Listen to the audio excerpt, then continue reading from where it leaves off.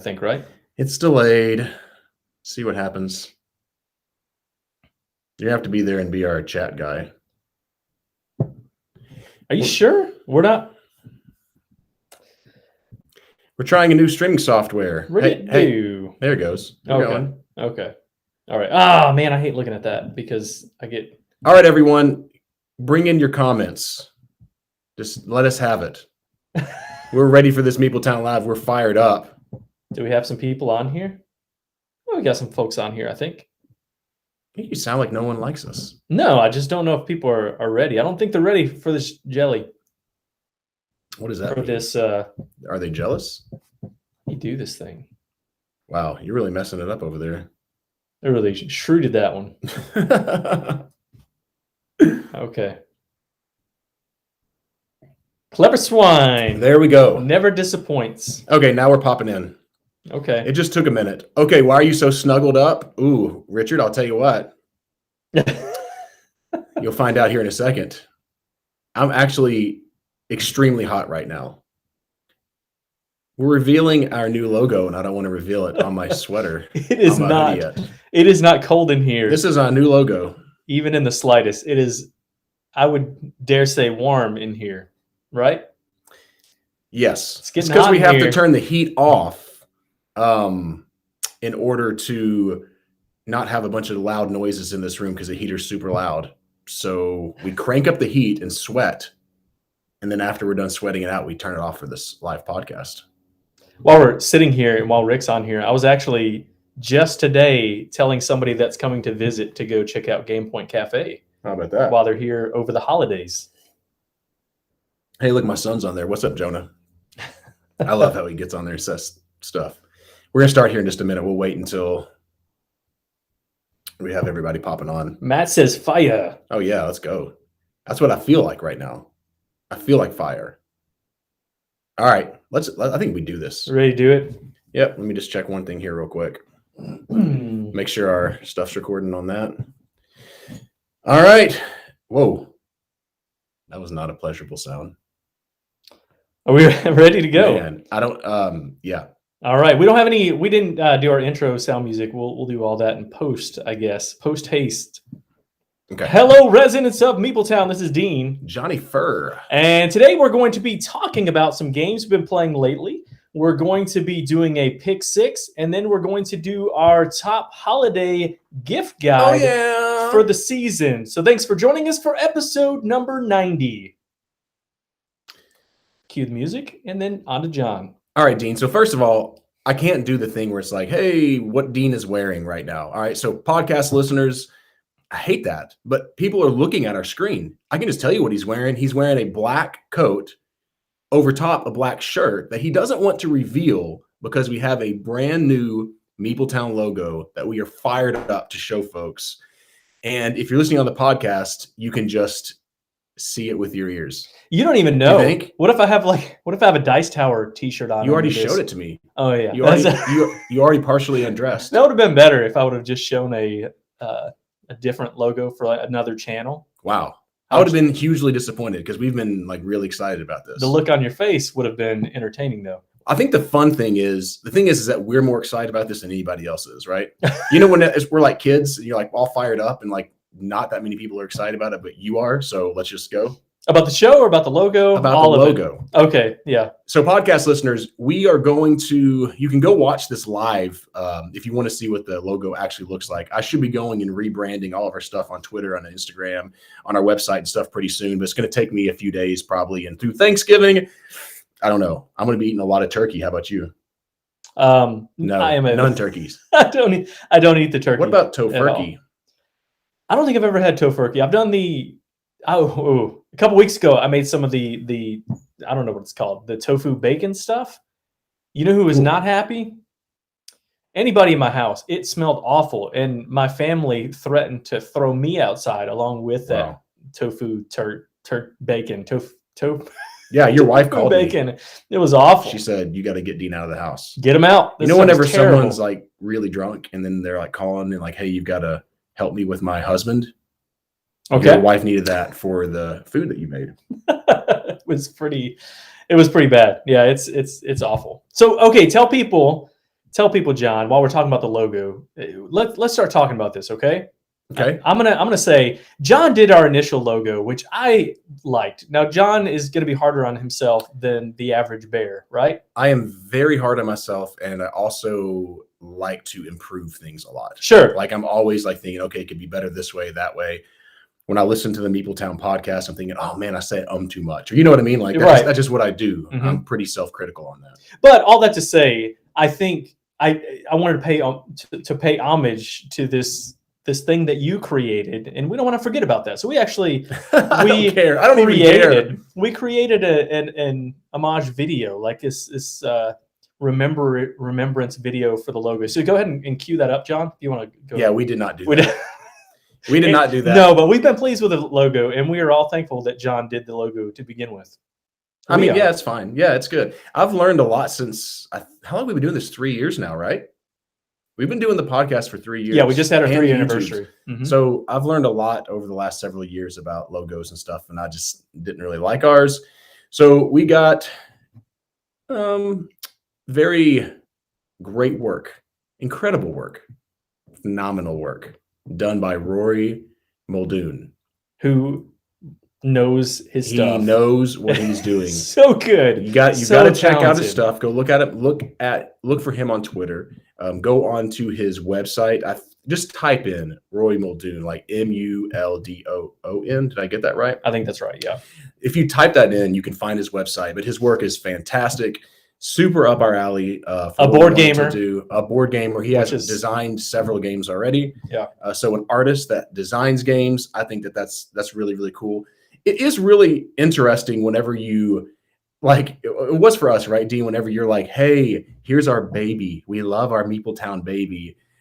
Here, can you do something? And like when I had a call with Rory, and I was like just talking to him about thoughts that I had and stuff. But really, I'm like, I love your stuff. I kind of want to give you artistic freedom to sort of take it in the direction you want to. Then all of a sudden you get the email and your heart's going. But you better not mess this up, Rory, because we're coming for you all across the pond. We're coming for you. You're like, I know this guy makes great stuff.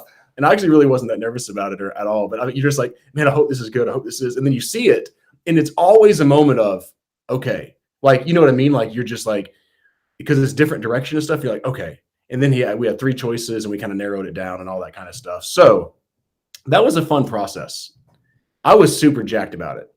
You, Dean? Oh, absolutely. Absolutely. And we had lots of conversations. We brought it up to friends and, we were talking about these different logos. The problem is not everyone could agree on the options that we had because not at all of them were so good, right? Like we really enjoyed all of them. At the end of the day, John and I both felt really good about the final, like, this is the logo, but we also wanted to use the other logos for other things. So he let us see those as well. Yeah, he let us do that. I think that's actually really cool. And the whole thing about logos, I mean, do we want to get into the weeds of it? But like, there's one piece that I think is a really cool, our favorite artistic piece that he did for us. But when it comes to logo, you just want simple, clean cut where people can see it and they automatically associate it with what that is. Right. I've just done a lot of research on it, and like, you don't want overly complicated logos or people won't just boom see it. So we just felt like this one was clean, modern. Let's go. And we'll show you some other stuff too. What else was clean and modern is the BGG logo, which got a lot of flack right off the bat. We're building this up and people are going to look at me like, whoa. Yeah. But I actually really like the BGG logo and didn't feel great about it when it first came out. I think I like this one as soon as I saw it, and I've been pleased with it. Let's show it. You want to show the talking video? About it. It's nonsense. So let me show you. I'll do like a little quick intro video we're working on to kind of change it. So if you're used to seeing on the YouTubes, if you're used to seeing the little Meeple Village or whatever, we kind of grown up a little bit, maybe a little more. I like that, but I don't know. I like this better. I like what Ryan said in the comments, by the way. We'll read some of the comments, but also make sure that this is appealing for the radio as well. But Ryan said, I can wait to see this, which is what John put on the Twitters saying, I did. I can wait to see this. I said, thanks to Rory for doing this. I can wait to see this to you all. And you did wait. So good for you, John. So Ryan, I just said Nyan. What? So Ryan did, he called me on it. And you know what? I thought it was freaking hilarious. Hey, there's just some other comments that we're going to say. Jennifer Davis is actually saying, Are we finally going to get the micro badge for BGG? I don't know. We should do that. We have a better option now. I've tried it with our old logo, and it was not good because you have to have really, really pixelated, really small. So we got this. Okay, so we'll just show the video. And if you're listening on the podcast, are you going to cut this part out? Or what are you going to do? Because I can't see it or hear the music or anything. Well, we have to drop the podcast tonight, so I'm probably not going to do a lot of it. Okay, so... Sorry. So, wow. So if there's like a 10-second or 9-second nothingness in the podcast, you can blame that on Dean. That's Here right. we go. Show and stream. Game on.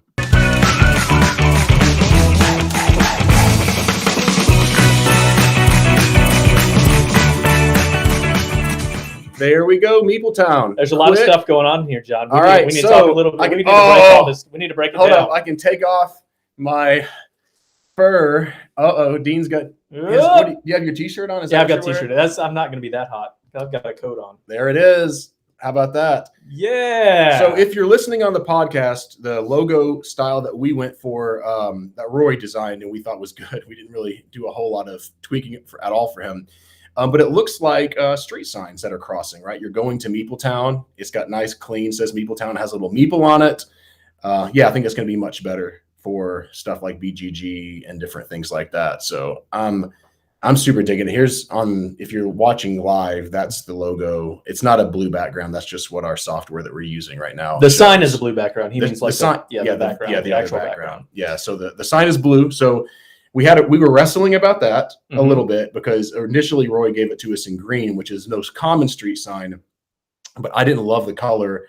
And I was like, oh, I'd like to see it in blue. And when I saw it in blue, I was like, okay, I like it. And then I ended up basically telling Dean at one point, if you want to switch it back to green, you're gonna have to fight me for it because I want blue. I don't think that we said that. Initially, can you go to our website on your thing while I'm talking? I probably can. Oh yeah, we were gonna because we're gonna show you all those who are on Facebook. I mean, well, whatever you're watching on YouTube Live, Facebook Live, whatever, posting and all these things. We're going to show you our website, the shop now. So if you're listening on the podcast, cool thing what Rory did, we actually he gave us all 3 of the logos that he was working on so that we can actually put those on t-shirts. So this is our official logo. There's a couple other designs he did that were really good. And we're like, hey, let's put them on t-shirts. So if you go to MeepleTownGames.com, go ahead and show it up there. I'm already on MeepleTown Games, okay. So you can just. So if you go to MeepleTownGames.com, I'm showing there we go. There we go. Then you can click on MeepleTown Shop and you can look at all the shirts. We have t-shirts, we have hoodies, we have different things like that. So I'll be describing this to the podcast listeners. Like one of them is a giant meeple. If you click on that, is that going to show up on there? Yeah, it'll a little bit bigger, but as a giant meeple that has like a village kind of town looking thing that's inside of it. If you click on the magnifying glass, it'll pull that up. And so all these shirts, by the way, they're unisex shirts, the t-shirts. So, whatever anyone can wear these things. It's pretty cool. That was the design. We really, really love that Meeple design with the MeepleTown thing, but we thought this was just a little bit cleaner for that. And then we also have another one that's a little like pen drop. It looks kind of like the Google, like a map pen. So it's like you're going to MeepleTown or whatever. And so we have that shirt on the web too. And I think we've got some hoodies and different things like that. But anyway, we were so excited about this. We were like, let's do a MeepleTown live and talk about it on the podcast. The podcast listeners love it, right? Yeah. Well, at least they're hearing what's going on. And they're like, oh, I don't know what it looks like. I need to run and pull over right now. I'm going to pull my car over just so I can see what this logo looks like. So yeah, so you can watch this live. You could go to MeepleTown.com and see the shirts that we've already have and stuff. If you want to check out the logo or whatever, I'll soon be rebranding all that stuff. So, and you might even say, I like those other logos. I want that as my logo instead. Yeah. Too bad, because it's not your logo. We've already picked it. This is what we're going to use for all the rest of MeepleTown. If y'all have ever picked something like that and asked for others' advice, this is just kind of a fun conversation. Like we had some people that were like adamant about which ones they liked, like super passionate. Remember your conversation with Jared? And he's like, no, do not pick that one. Pick this one. This is why it's better. And then I'm having a conversation with my buddy and he's like, well, this Meeple one looks kind of like a Wes Anderson thing. And I'm like, oh, well, you just sold me on Wes Anderson because I like his films. So anyways, but we ended up not doing that one for our main logo. And I'm very happy with. Yeah, turned out great. Thank you, Roy, for doing this for us. And yeah, it's definitely check out his stuff, just like John said, and go to the website. You can check out. I didn't show all of it on there for everyone looking. I showed some of the T-shirts. We've got, beanies, mugs, hats, everything else on there. And if you're like, hey, I like the retro logo that John did, well, you can still get a T-shirt with that on there. No? My goodness. I'm thumbs down in my own logo. But I still have T-shirts, sweatshirts, and all that stuff with all the other, with the old logo on there. So there it is. So that's it. I'm going to throw out something else there, John, because we can't just just rush over this. But there are a couple other things that you may have noticed when we played that video. A new song that you might be hearing a little bit, true. Right? That might pop up in some places. An intro-esque video that you might be seeing. There might be some tweaks to that, but you're going to be seeing that on more of our. It's kind of a rough draft, or we'll see. Maybe we'll do it on a few videos and over time shift it a little bit. But yeah, so a few comments. We actually had several nice. Got Clever Swine, got Jennifer on there. Cool, that's cool. Ryan, nice. Ryan says, hate to say it, but John is right. Thanks, Ryan. I am right sometimes. It's funny. That was not your first pick, though, right? For the logo. No. So when I initially saw all of them, I'll just say my initial reaction was actually initially I liked this the best. Then as I looked over them, I just really loved that Meeple, the big Meeple. It's cool looking. And I was thinking, man, I like that. I think that people are going to be drawn to a Meeple. And so we just kind of letting you into our heads. And so I told Dean, I think it was the next day, I was like, I like this the best, I think, but I'm still, and then I slept on it. So let's sleep on it. And I just was sleeping and going, nope, this is cleaner. This is a little more modern, straightforward, ready to go. And so I think the next day, didn't I, Dean? I think I woke up and said, hey, this is the one. I'm ready to go for this one. Yep. Dean wanted this one the whole time, right? I did. Yeah. Both of us, I didn't necessarily love the green color, but I was okay with it enough to say this is it. But then when we saw the blue one, there was no turning back. It was love at first sight. Yeah, we added an outline to it as well. Like I was wondering what it would look like with the outline on a darker background, and then it looked even more street signish, and I thought it looked even better, didn't you? Like when he turned it blue and did the outline, I was like locked in, like money. John had tears coming out of his eyes. It was adorable. So Clever Swine says, please let the podcast listeners know that Dean's is a half shirt. Yeah. What is that? Dean's only wearing a half a shirt right now. Like a cutoff shirt? Mm-hmm. He cut his sleeves. Is that what that up. means? He's like, oh, my sleeves, not my midriff. Is that? Oh, I don't know. We're just going. The beautiful thing about the podcast is you can't see it, so we can just say whatever you want to. Oh, I got you. Right now, Dean is chainsawing my head off. Dean, mine is actually it is a mesh tank top that I have on right now. No, you took the sleeves and remember how wrestlers like twist them, kind of like cut them in strips. And twist them a little bit. That's what you did. Is that still a thing? Oh, that was a thing for a while. I wear that around my house all the time still. What? No. Okay. My son Jonah just wants to make sure that everybody knows that he picked the street sound from the beginning. He did. He liked it from the beginning. He was like locked in. That's it. Let's go. Nice. Yep. All right. We are a board gaming podcast. So we're going to talk some board games. That's it. I want John to talk about this next game because I've not played this game, but I'm intrigued. Yeah. I don't have it pulled up on here. You don't have it pulled up. You don't have it ready to go. So it'll be ready. I just thought you might start talking about it, and then we can go into it. Well, let's talk about a game that I've had on my radar for quite a long time. Actually, I am a sucker for 2-player only games, as is Dean. Right? I like some 2-player. Like games, I do. Yeah. Like I don't know. Like I'm a sucker for paying $20, $30 for a small box 2-player only game that I thought, hey, I wanted to give it a try. It's not that expensive. I don't know. But they're never my favorites. But maybe none of them. Occasionally, they're pretty good. Interesting. Okay, I'm going to show. I'm intrigued by this. I don't know a whole lot about this game. Yeah, so I'm going to pull this up on the YouTubes. But Akratiri, Dean, this is a game that's came out in 2014. It's a game that like I said, I've had on my radar for a while. I've seen it on a lot of like those 2-player only lists. I think Rado had it on his. I watched a playthrough from Before You Play, and they really liked it. So I was like, I've got to try this game. It was actually on a local, I think Facebook Marketplace local. That's what it was. And I talked him down a little. Do you do that? It depends. I'm not the. I want you to take 50 cents off this game because there's a ding in the box. I'm not that kind of guy. But it's not quite that. It depends. Yeah. If it's a really great deal, I don't. But I think they wanted $20 for this, and I can find it for $25. I was like, take 15.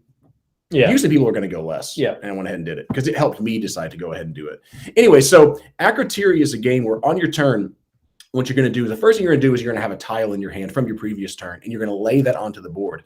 And you're laying it onto a board where you and your opponent are playing together. So you're not doing your own tile thing. You and like my wife and I we're playing against each other, but we're also doing that. When you lay down your tile, you're going to place a good onto every tile has like one of the 4 good types. I don't know what they are, just blue, red, gray, and green. I don't know what they stand for or whatever. You're going to place one on that, and then you're also going to place another color of one onto another tile. What's interesting about this game is it has a simple market-like mechanic, kind of like Brass Birmingham, where the more you spin, the more it's worth. You love that in games too. I do, and so like it's super simple. So like if there's like 4 or 5 of the red ones on the map, is that what this is? Going to be? It's going to be more valuable.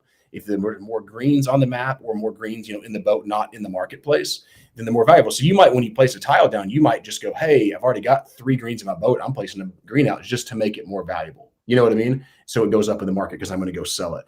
So after you do that, you're going to be able to move your boat around. There's a little bit of pick up deliver. There's a Thera in the middle where you go and you deliver the goods that you can pick up as you go to the different ports or whatever. And you'll get the money based on that mechanic that I was just talking about. But what's really neat about this game is you're going to have cards, and you can buy new cards. You'll start off with cards, and they're going to say like, hey, on an island, or there's this 2 symbols to the north of a temple, and there's this red symbol to the left, and there's 1 green to the right. And what you have to do is find an island that's unoccupied and that you can lay a temple that it meets those requirements. If there's someone else on the island, you're blocked. Like it doesn't matter. You can't go to an island that's already occupied. So it's a really cool game where you're like, it's very puzzly. Like you're puzzling while you're placing your pieces. You're kind of thinking through how can I, manage to fulfill this card, and you have to get drachmas or the money to fulfill the cards as well. So money is really important in this game. But how do I do that? But oh no, my wife just stole the island I've been waiting for the whole time. And it's a pretty quick game. It's like under an hour for sure. So it's pretty quick pace. Boom, boom, boom. You're laying tiles, you're scoring points. So I think 6 of the temples go out. The game is over after like 1 more round or whatever. I like this game. It really just felt different than a lot of some of the other 2-player only games that I've played. Is there, maybe not take that. Is there a lot of player interaction in this because as you're kind of building things up? Yeah, there is. There's not mean player interaction because you don't know what the other player has. I got you. You understand what I'm saying? Yeah. So you can't be like, oh man, I'm going to mess over Dean because I'm going to go here. Like you can get upset like, no, Dean stole my island, but you have no idea. So I think that's cool because it's not like, let's fight about it. You're just like, dang it. You're obviously going to take the goods off of the market that are going to benefit you, and you're not going to take the ones that you're not going to take reds off if your opponent has a boat full of reds to make them more valuable for the next turn. But it's not mean at all. But it's interesting the way like the shipping lanes come or the lanes come out and stuff. You can like block off parts of the island on accident or be like, oh no, that was a huge mistake. It was cool. Has anybody out there played that? Just curious on the YouTubes. This one, by the way, it's ranked 755 overall, so that's pretty high, and it's got a 7.2 rating on here. Which again, I've heard good things about this in the past, but it's also I really haven't heard anything about it in a while. This is by Jake Cormier, which is the designer of In the Hall of the Mountain King, Belfort, Junk Art, lots of other stuff. That mine management or whatever that is. I want to play that game. Yeah. Oh, that art. I thought really that cool. You were going to be into that. But anyways, I'll say this. It didn't like blow my mind, but it definitely, I liked it for sure. And I'm absolutely at the moment keeping it in my collection because it just felt different than a lot of 2-player only games that you can play in about 45 minutes. So, yeah. Yeah. So anyways. Sen Fung Lim too is co-designer with this, who's also done Kitchen Rush, which is good. And Chris Quilliams art, who's done like everything, every game ever, it seems like. I'm interested. Yeah, I want to check this one out sometime. Yep. Anybody say that they have played it? I'm not seeing No, but Richard said it's readily available. Yeah, at retail. But it is. It's not hard to pick up, at least in the States. It's not hard to pick up. And I don't know. It's a solid little 2-player game. I was happy. Matt says, and after I just talked about the art of Chris Williams, who I really do enjoy the art of Chris Williams, the box looks like the beigiest beige to ever beige. but the tiles look quite vibrant. Looks interesting. It's true. You are The not box- wrong about that. No, it's like beige on beige on beige. It was designed in 2014. It might look a little more dated than that because of all the beige. Ryan says take a drink every time it says it didn't blow my mind. Anytime John says it didn't blow my mind. That's true, Ryan. My cousin who I just hang out with all the time, and he works with me. He says, John, you gotta stop all your qualifiers. Like you qualify everything all the time. Is that true? Do I qualify? Like, oh yeah, but it's not the best, or I'm going to tell you this, but this. Am I constantly qualifying things? He says I'm always. We review qualifying games, things. so there's some value. There's a lot of value to that, right? But I don't know. I'm gonna start like having a little ticker when we're doing videos and podcasts and stuff. And There you go. We'll figure it out. All right, let's talk about a game that we actually both played. We did a video of this recently. This is a game that just released. This was a Kickstarter called Magnate the First City. And this is actually, I say it just released. The Kickstarter is actually being fulfilled right now. And I don't think this is readily available yet. But this is a... Dean loves like St. Petersburg. Remember a few episodes ago? Mhm. I think I just countrified that. I said St. St. Petersburg. Barg.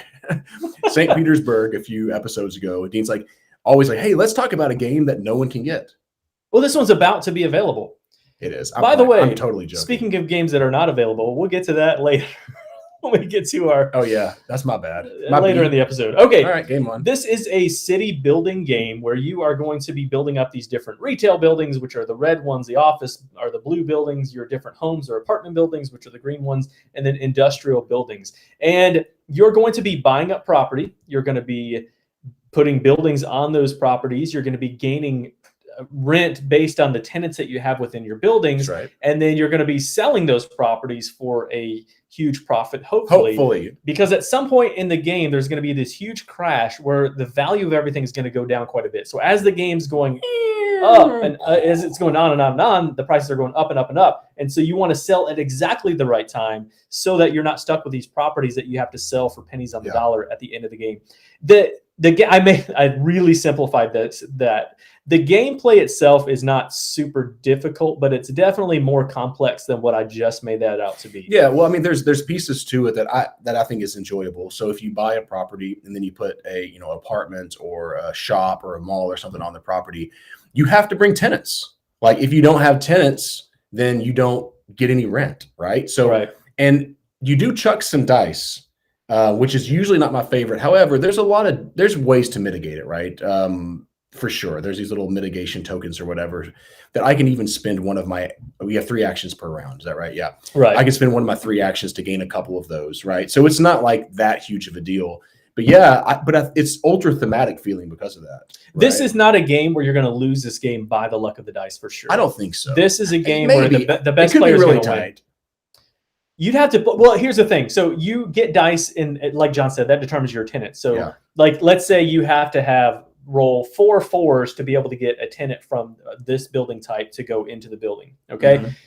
What you're trying to do is build your building in such a place where you're going to get a lot of dice that you roll, because where your placement is determines how many dice you're going to roll. So it's possible you're going to roll like 12 dice just to get 4 4s. Yeah. And you can also, that's mitigated by the position of the buildings as well. You might have something, if you don't want to put a house next to an airport, if you do, the likelihood of getting tenants is going to go down. But at the end of the day, you can make the most beautiful home, have it in the perfect location, and then somebody still doesn't buy it. That's real life. But the more you advertise, which is what John was talking about, those tokens that mitigate the dice rolls, the more you advertise, the more you have to spend, but the likelier that you're going to get people into the home. Yeah. This game is... You loved it. So stinking thematic. You loved it. Crazy how thematic this game is. It's crazy because, Dean, you were... I thought this was your jam. Yeah, you liked it a lot too. Yeah, well, he brought it, to the office or whatever, to our studios, whatever. And he was like, hey, John, this is probably going to be one that we trade. Right? I mean, you said that, and I was like, okay, cool. I thought it was heavier than what it actually is. Yeah, and I was like, okay, but Dean loved it because this is really, I think the rules, when you look at like those cards, like they have these cards that you can actually go through 78 cards, I think is what it was. Like it does have a rule book, but it's got like, hey, do this, and it teaches you and walks you through how to play the game, which Dean says is really good. Yep. But when you see that, you think, oh my gosh, this is like a 4 weight. This is ultra heavy game, and in IMO, it's about a 3. I think it's a 3 on BGG actually. So it's like a solid midweight acquire. Yeah. You know what I mean? Like which I like acquire. Like I think that's a fun game. So if you like games like that, number one, you have to like economic games. If you don't like economic games, you're not going to like this because it's a pure economic game. Yeah. If you like those type of games and you want something that's kind of just like midweight, not super heavy, but not ultra light either, not on the light, like something where you're just can play with your gamers or maybe people that are getting into games more. Definitely heavier. A lot of people, if you like those games, you've probably played Suburbia, which might be the most. Sure. This game is not Suburbia at all, but I'm saying it might be the closest in that realm. This game is heavier than Suburbia, no doubt. For sure, it's heavier than Suburbia. A little bit. I wouldn't say, but you say no, I don't. But it is totally like. I wouldn't say it's extremely heavier. Though, no, right? Like but when it you is. Say no doubt, you just mean it's more heavy. Definitely heavier than Suburbia. Yeah. Because there's more mathy moments and things like that. But you're right. It's not, once you play it a round or two, you really get it. Matt says that he got this a week ago. Yeah. And you're right. This is Matt, this was the biggest negative for me, is that the box is so huge, massive. Huge. It's yeah. He says it's not the chance to break it out. I like big boxes in a can. You can see these pictures if you're online. You can see the pictures that I'm showing. By the way, that has a little like Tonka has a first player toy. Mine is a little different than that one, but all these are the ones I'm showing. Pictures I'm showing are not final components. No, I think these are, but the components are stellar in this game, though. You're absolutely right. It's a balance though of amazing components, but this giant box. What would you rather have? I don't know. In this game, it's nice to have the chunky components because you can see the building so well. They have slots where you put your tokens in to say, this is my building. All that becomes very clear. If you just had cardboard tokens, it wouldn't be as clear. But you could have it in a box at least half the size of what it's in. Hey, Ryan thanked me. Hey, Ryan, thanks. You're welcome, buddy, for giving thoughts on the Twitter. He is asking about that crash part because that's a critical part in the game that I think some people are going to love. Dean loves.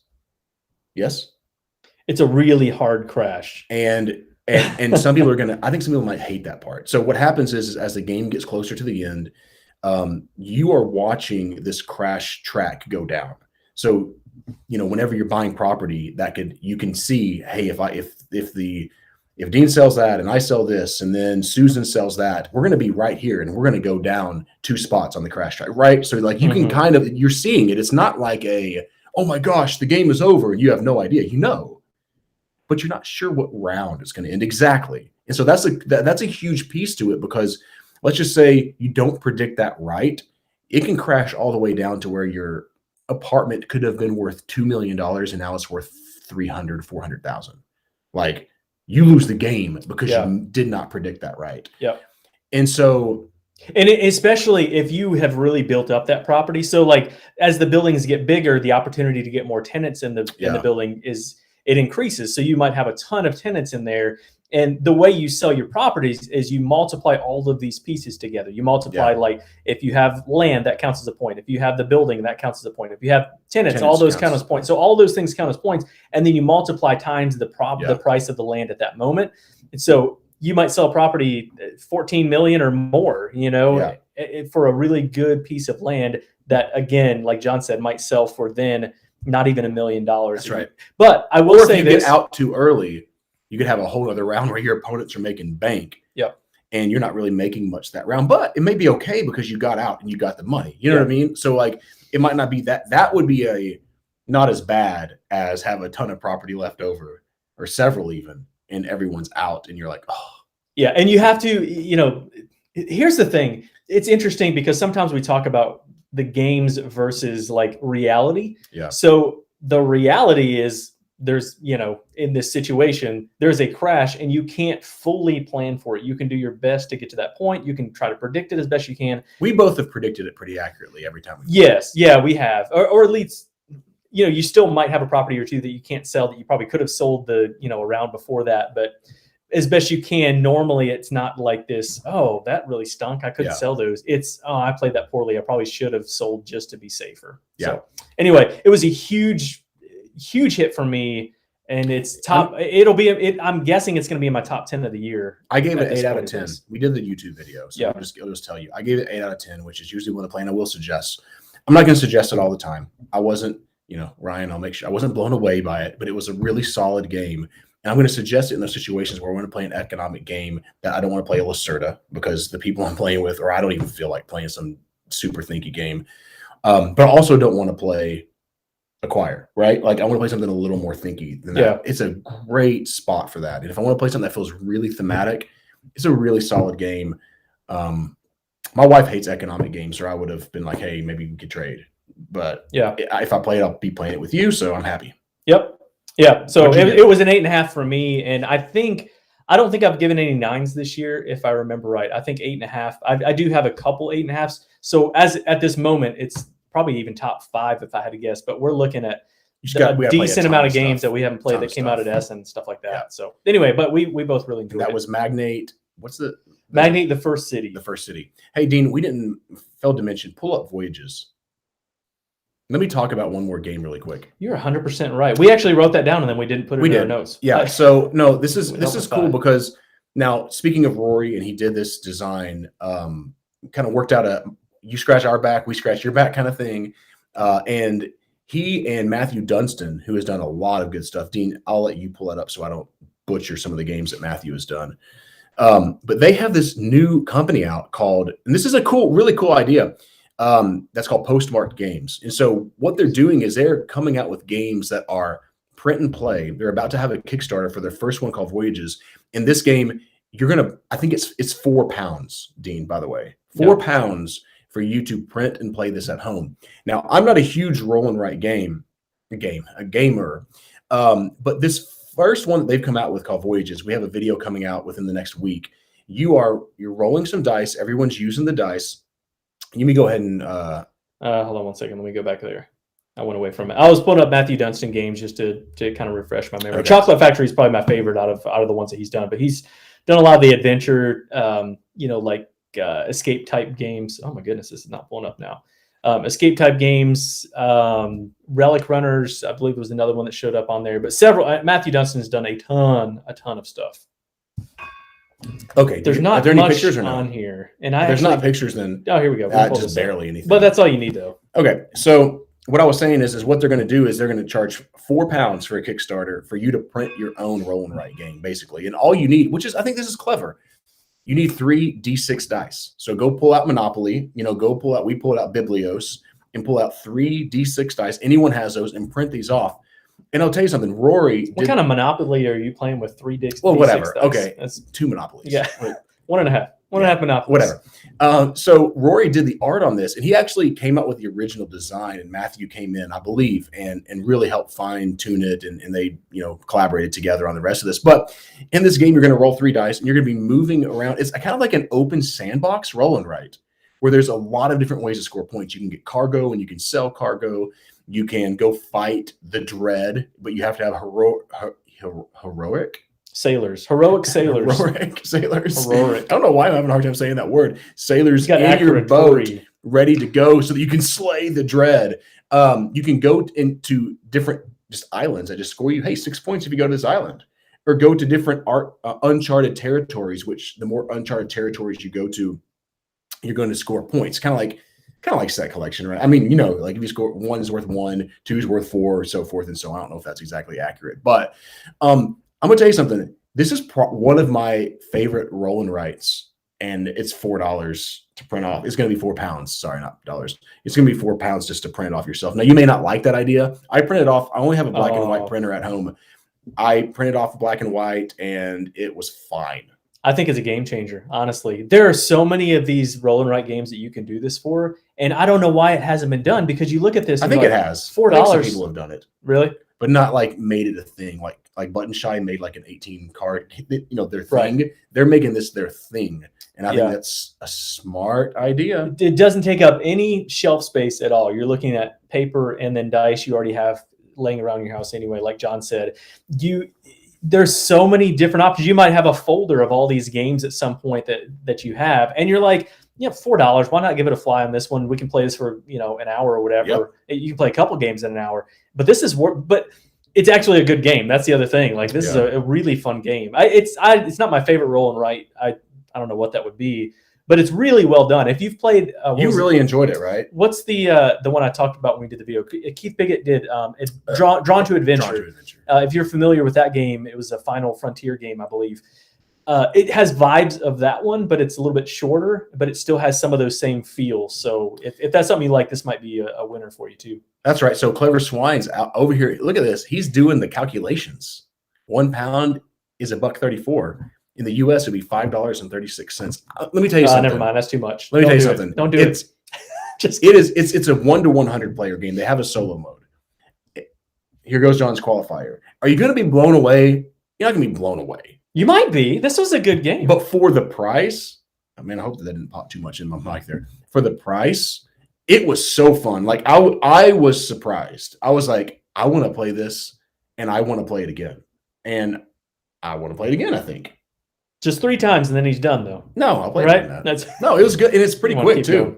Yeah, I think this one's worth checking out. And again, it may have been done before, but the fact that this is becoming a thing, you got Matthew Dunstan's name to this. Rory, who's not a newbie to this hobby either, has actually did the art for Solar Sphere that we just talked, right? Solar Sphere, He did the box art for Solar Sphere. Yeah. So anyway, no newbies to the hobby. I think you definitely got to check this out. I'm going to go back real fast before we move on to the next thing. Again, that's Postmarked Games. If you want to go there, and you can see I believe November 30th, the Kickstarter launches. So yeah, definitely check this one out. And that one is Voyages is the first one in there. I want to go back just really Matt fast. Walker's got plus VAT and shipping and customs. Who was it on here? Oh wow, that's too much, Matt. We know all about the VAT tax. That's true. When we sell MeepleTown shirts overseas, we got to pay that sucker. We don't get much. All right, Ryan. Oh no, sorry, it was Matt. Go back to Matt.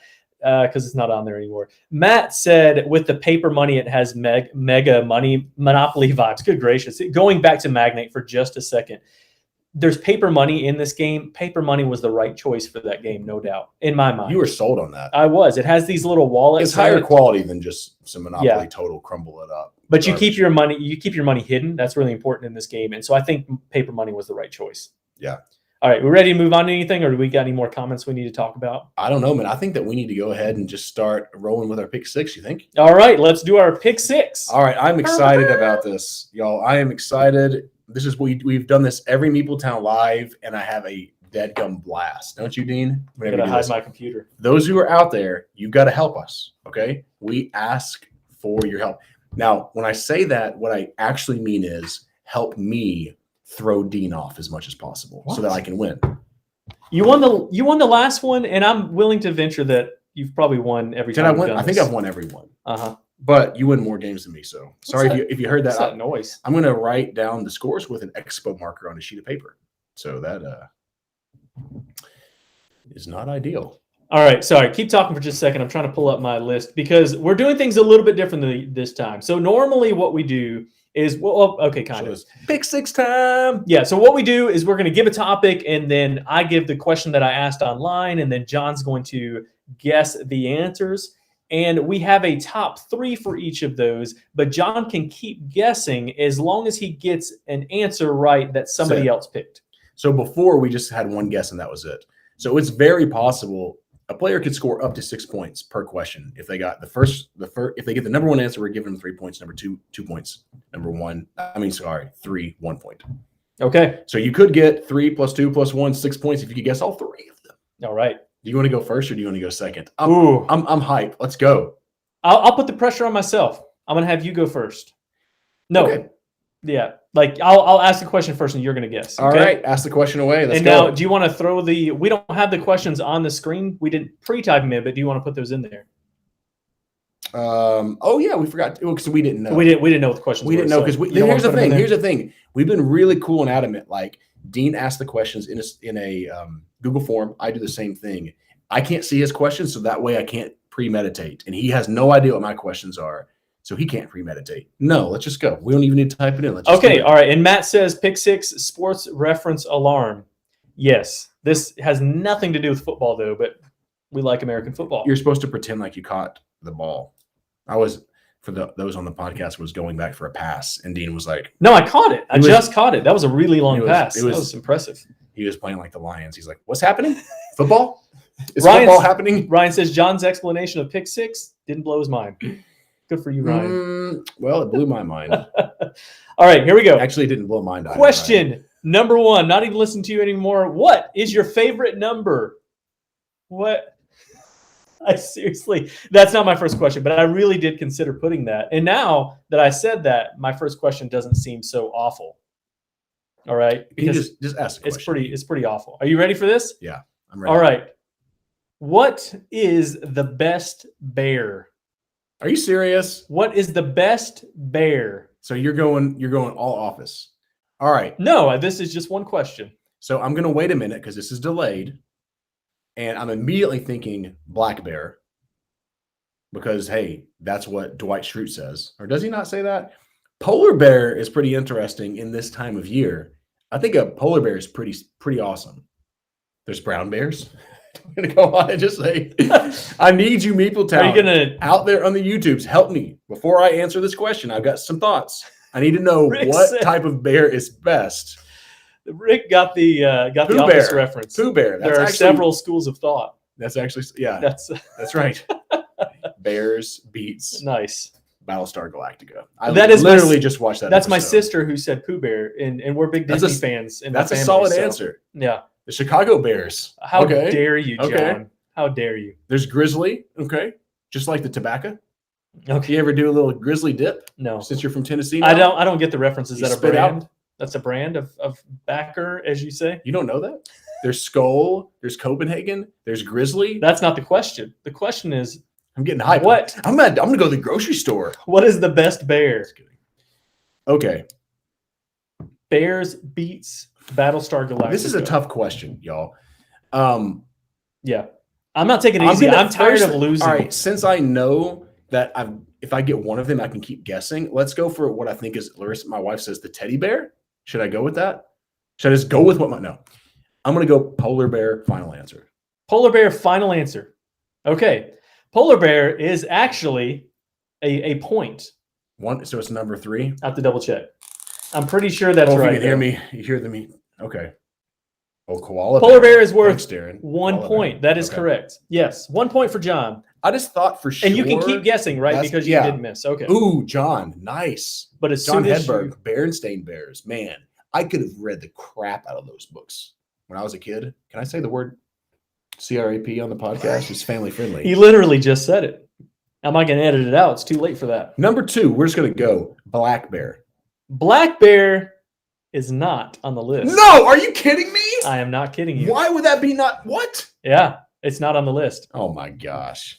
You know what's funny? This list is stupid and I hate this game. So John's out. You did get 1 point. 1 point is good. It is better than none points. So be glad about that. When you said black bear at first, I was like, oh, please say black bear. You want to take some more guesses just to see? Is it crazy stuff like gummy bears and stuff like people are putting on there? Gummy bears is I think gummy bears was number 1. Number 1 or number 2. Yeah. I did not expect that, honestly. Luke, thank you for that. Number 2. I should have gone with you, Darren and Luke. Yeah. Gummy bears is number 2, though. There's one that's higher. Is teddy bear on there? Teddy bear is not on there. Okay. Yeah. Okay. Somebody did put. Wow. Clever Swine says a bear crawled onto his motorcycle in September, so he's not a fan of bears. Were you on the motorcycle? I have a lot of questions about this. Were you on the motorcycle when the bear climbed on? And were you bear yourself? Wow. You're worried about saying the CRAP word, but you're not worried about saying that. That's it. I'm about to start dropping. Go sit in the corner. I'm going to start dropping swear words on this. Larissa, wait, what you said? You said gummy bears already, right? That was the one that you said. All right. Yeah, that was number 2. Okay. Yogi Bear was number 1. Oh my gosh. Okay, I'm sorry. I did not anticipate that. I didn't realize that was. Well, I would have not guessed that in a million years. See, I thought people would be drawn towards like actual, but you know what I mean? Like I actually love that Yogi Bear and Gummy Bear were number 1, number 2.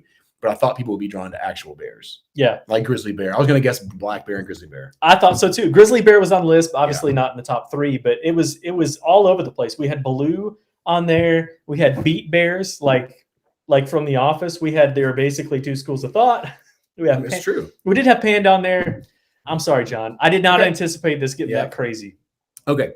So here's your first question, Dean. All right. This is actually kind of board. I have 2 questions that are board game related, and then one that's just whatever. I did the reverse. This isn't. Of that. This I just first have one is board easy. game. I gave you way too easy of a question. Okay. This was way too easy. Okay. Okay, but I'm not. What? Now you set me up for failure. No. What if I miss it? What is your favorite beverage to consume while you play board games? I'm going to say that again. What is your favorite beverage to consume while you play board games? I feel like a game show host right now by doubling it back. So let's see. Oh, there's you. Joshua. Why do you think this is easy? Well, I just think like there's not. I mean, there are. I narrowed it down. Like there were a lot of different answers, and I said, okay, that's pretty much the same. Okay. Just so you know. So like I made it easy on you. I feel like now you could whiff. 1-0. I need you to whiff right now. Okay. I need some help on this one. I have some ideas. You but might be surprised. So Darren, so far we have Dr. Pepper from Clever Swine. Mom says whiskey. Coke Nog. Is that Coke? Whoa. like Sean Jennings Coke Nagasaki? Wow. I've Dr. never tried Pepper, Coke Nog. Whiskey. I don't even know. I did what have that eggnog is. the other day. I was helping someone set up some Christmas stuff. Darren up there made a comment earlier, and I know without a doubt, Coffee. Darren is driving to Tennessee right now. Darren, you better not be typing while you're driving. Okay. Water, beer, ale, coffee, hot tea. Okay. Here's what my gut thought that soda pop. What my gut thought? Okay. How specific do I have to be, John? Like if I say soda and somebody put I'm gonna be generous. Okay. I'm just gonna say that. It's Thanksgiving. You know, it's the holiday it's the season of giving. It is, and you need to win one. Perpetual hope. You need to win one. All right. Let's go with. I'm gonna guess beer as my first guess. You gonna lock it in? You're trying to throw me off my game. I just want to verify you want to lock it in. You're trying to throw me off my game here. Just want to verify. Somebody want to help me out here. My initial thought was water because that's what I like to drink. I also like to drink coffee. Yeah, you could be surprised with some of this. There are lots of drinks. There's soda. There's other types of soda. I'm gonna go with I'll go with beer. You're gonna go with your gut. Locked in, right? Oh man, yes. Number 1 answer. Oh, you did it. Boom! You did it. Oh wow, I have a 3 points. You have a huge lead. I have a great opportunity. Beer is the number 1 answer. I could sweep it. I could get the number 2 you could. and 3. If you get that, I am hurting with all right 1 point. Okay, wow. Darren says coffee, and somebody else said coffee too. Yeah. I think Richard said coffee. Coffee is my number 1 pick. I'm going to go coffee as well. Very high on my list. Lock it in. It was not on this list. It was way at the bottom. How dare you? I can't believe it. MeepleTown people were not drinking coffee. Was water on there? I should have gone with that. No, it was like number 4 or 5. Okay, I would have missed it anyway. So you would have missed it, but not by a lot. You want to go ahead and let me guess again. Yeah, go ahead. We got wine was another one on there. I'll say wine. I got some answers, but it wasn't on the top 3. Whiskey was on there. Okay, bourbon and I would accept bourbon or rum or liquor, some type of liquor. That would have been number 3. I would have just given you it if you said liquor. And then sodas. Yeah, soda's number 2. What about Coke and eggnog? That was no one said that. But I Coke nog? Love to try that. Brandon Graham, the blood of the innocent. My goodness. Here's the thing. Number 1 answer. Brandon hasn't commented on anything at all. First thing he says is that was a money comment right there. I don't think I've talked to Brandon in months, and that's the first thing that he comes with, right? Wow. Yeah. I would say coffee would be high. Coffee and wine would be high on my most consumed beverages. And LaCroix. So not a big LaCroix fan, water, but soda water. Okay, well at least we got the number 1 answer on there. All right. This is like a ton of pressure on me. Here's another one that honestly, John, that was an easy one. I didn't realize that was not that hard. I mean, I only got 1. You only got 1 on the other one, so yeah. Okay. All right. This other one, I did not anticipate it being so broad. Wait, let me ask you first. My God. Do you want the board game related or non-board game related first? Well, hold up. Did John just call me no one, Sean Jennings? What did you say, John? I might have missed it. Oh, you're the one that said coconut. No. Did you put coconut? I'm trying to remember if that was on the form that was filled out. If it was, then I forget. If not, you got to fill the form out, Sean. You probably did put it on there. Dang it. I'm sorry. I love you, Sean. All right. Coke and eggnog. All right. I actually want to try that. It may be nasty, but I'm ready to go. I'm game time. Brandon brings the heat, is what he said. Okay, John, do you want board game? Do you want non-board game? That's. There's no like waffling here. I'm just trying to help you out. So you're telling me that you have 2 questions that have nothing to do with board games and 1 board game question? Yes, I've already said that. We don't have How rules. dare you? We don't have rules for that. But you're always getting on to me for going off about nonsense. Oh, so you think we need to talk about I board have games? 2 board game ones. So like I'm the most sense one. Okay. Okay. All right. So you want me to make this about board games then? No. We'll say that for last. Okay. What is the best bear to play board games? That was my first question. My second question is, wait, you want board games last? Is that what you said? Mm-hmm. All right. So let's skip down here. And I'm going to be really generous here. Ooh, Sean by the says way, love you too. I'm going to be super, super generous for you here. What is the best Marvel movie or series?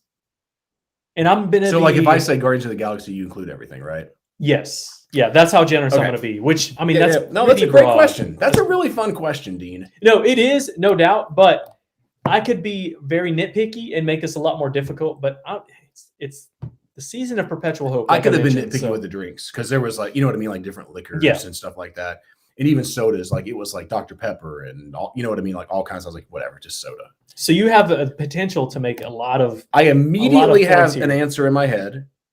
That is Iron Man, but I'm going to wait and see what these people come, because I feel like I ask this question about Marvel movies all the time.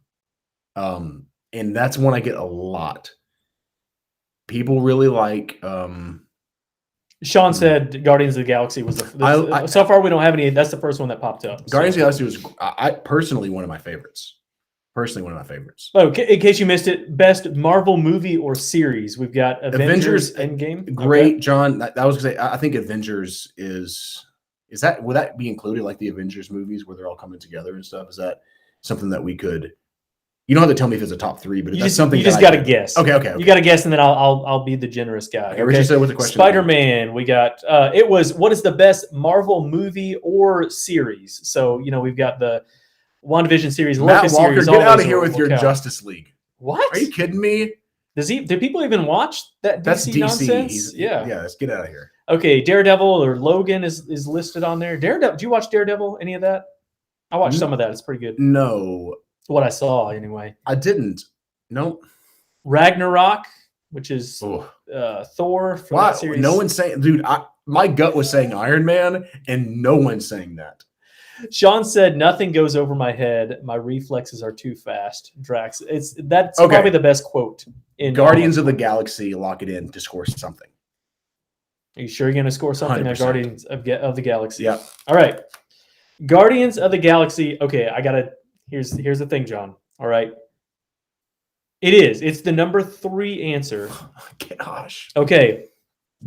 But Jeez. yeah, I'll say that I'm going to give my complaint after we do this. Okay. After we get done, I'm going to complain about all this. What is Barney Rubble? We are all That's a good one. Those that are on this live stream are all over the place. Yeah, Captain America, Kim, that's a really good. That and Iron Man are the ones I'm thinking, and the Avengers, like if that counts, like Avengers Endgame and stuff like that. Obviously, those are the 3 that are in my head right now. My personal favorite, I think, though, is can't even think of my personal favorite now. Doctor Strange. There it is. Doctor Strange is that your answer? Sorry. Is that No. Oh, okay. I got you. Not at all. But that and Guardians of the Galaxy are probably my favorites. Iron Man's good though. I'm gonna go Iron Man with my gut.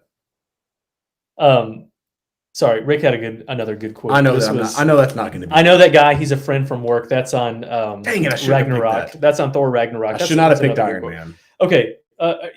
Yep. Have you locked it in? Is that your answer? No, because I didn't like the way your face looked. You look like you were pleased with my guess on Iron Man. I'm gonna stick. It with keeps it. you. I don't care. It keeps you in the game. I don't care. No points, but it keeps you in the game. What? Whoa! What does that mean? You guessed right. Like it's Oh. not points. Remember, like how the game goes. It counts as points. What number did I get? No, you got no. Oh no! top If 3. it's not top 3, it doesn't count. I got you. you. Can't deal with that. I dude. thought okay. There's too many. I misunderstood the rules. Okay. You're out of the game then. Yeah. Oh, that's disappointing. Okay. Avengers. It was Avengers. Should have said Avengers. Yeah. You want to guess the other one? Somebody said it in the comments. Spider-Man. think my sister said it. No, not Spider-Man. Captain America. Yep. Well, out of those two, what do you think's first and what do you think's second?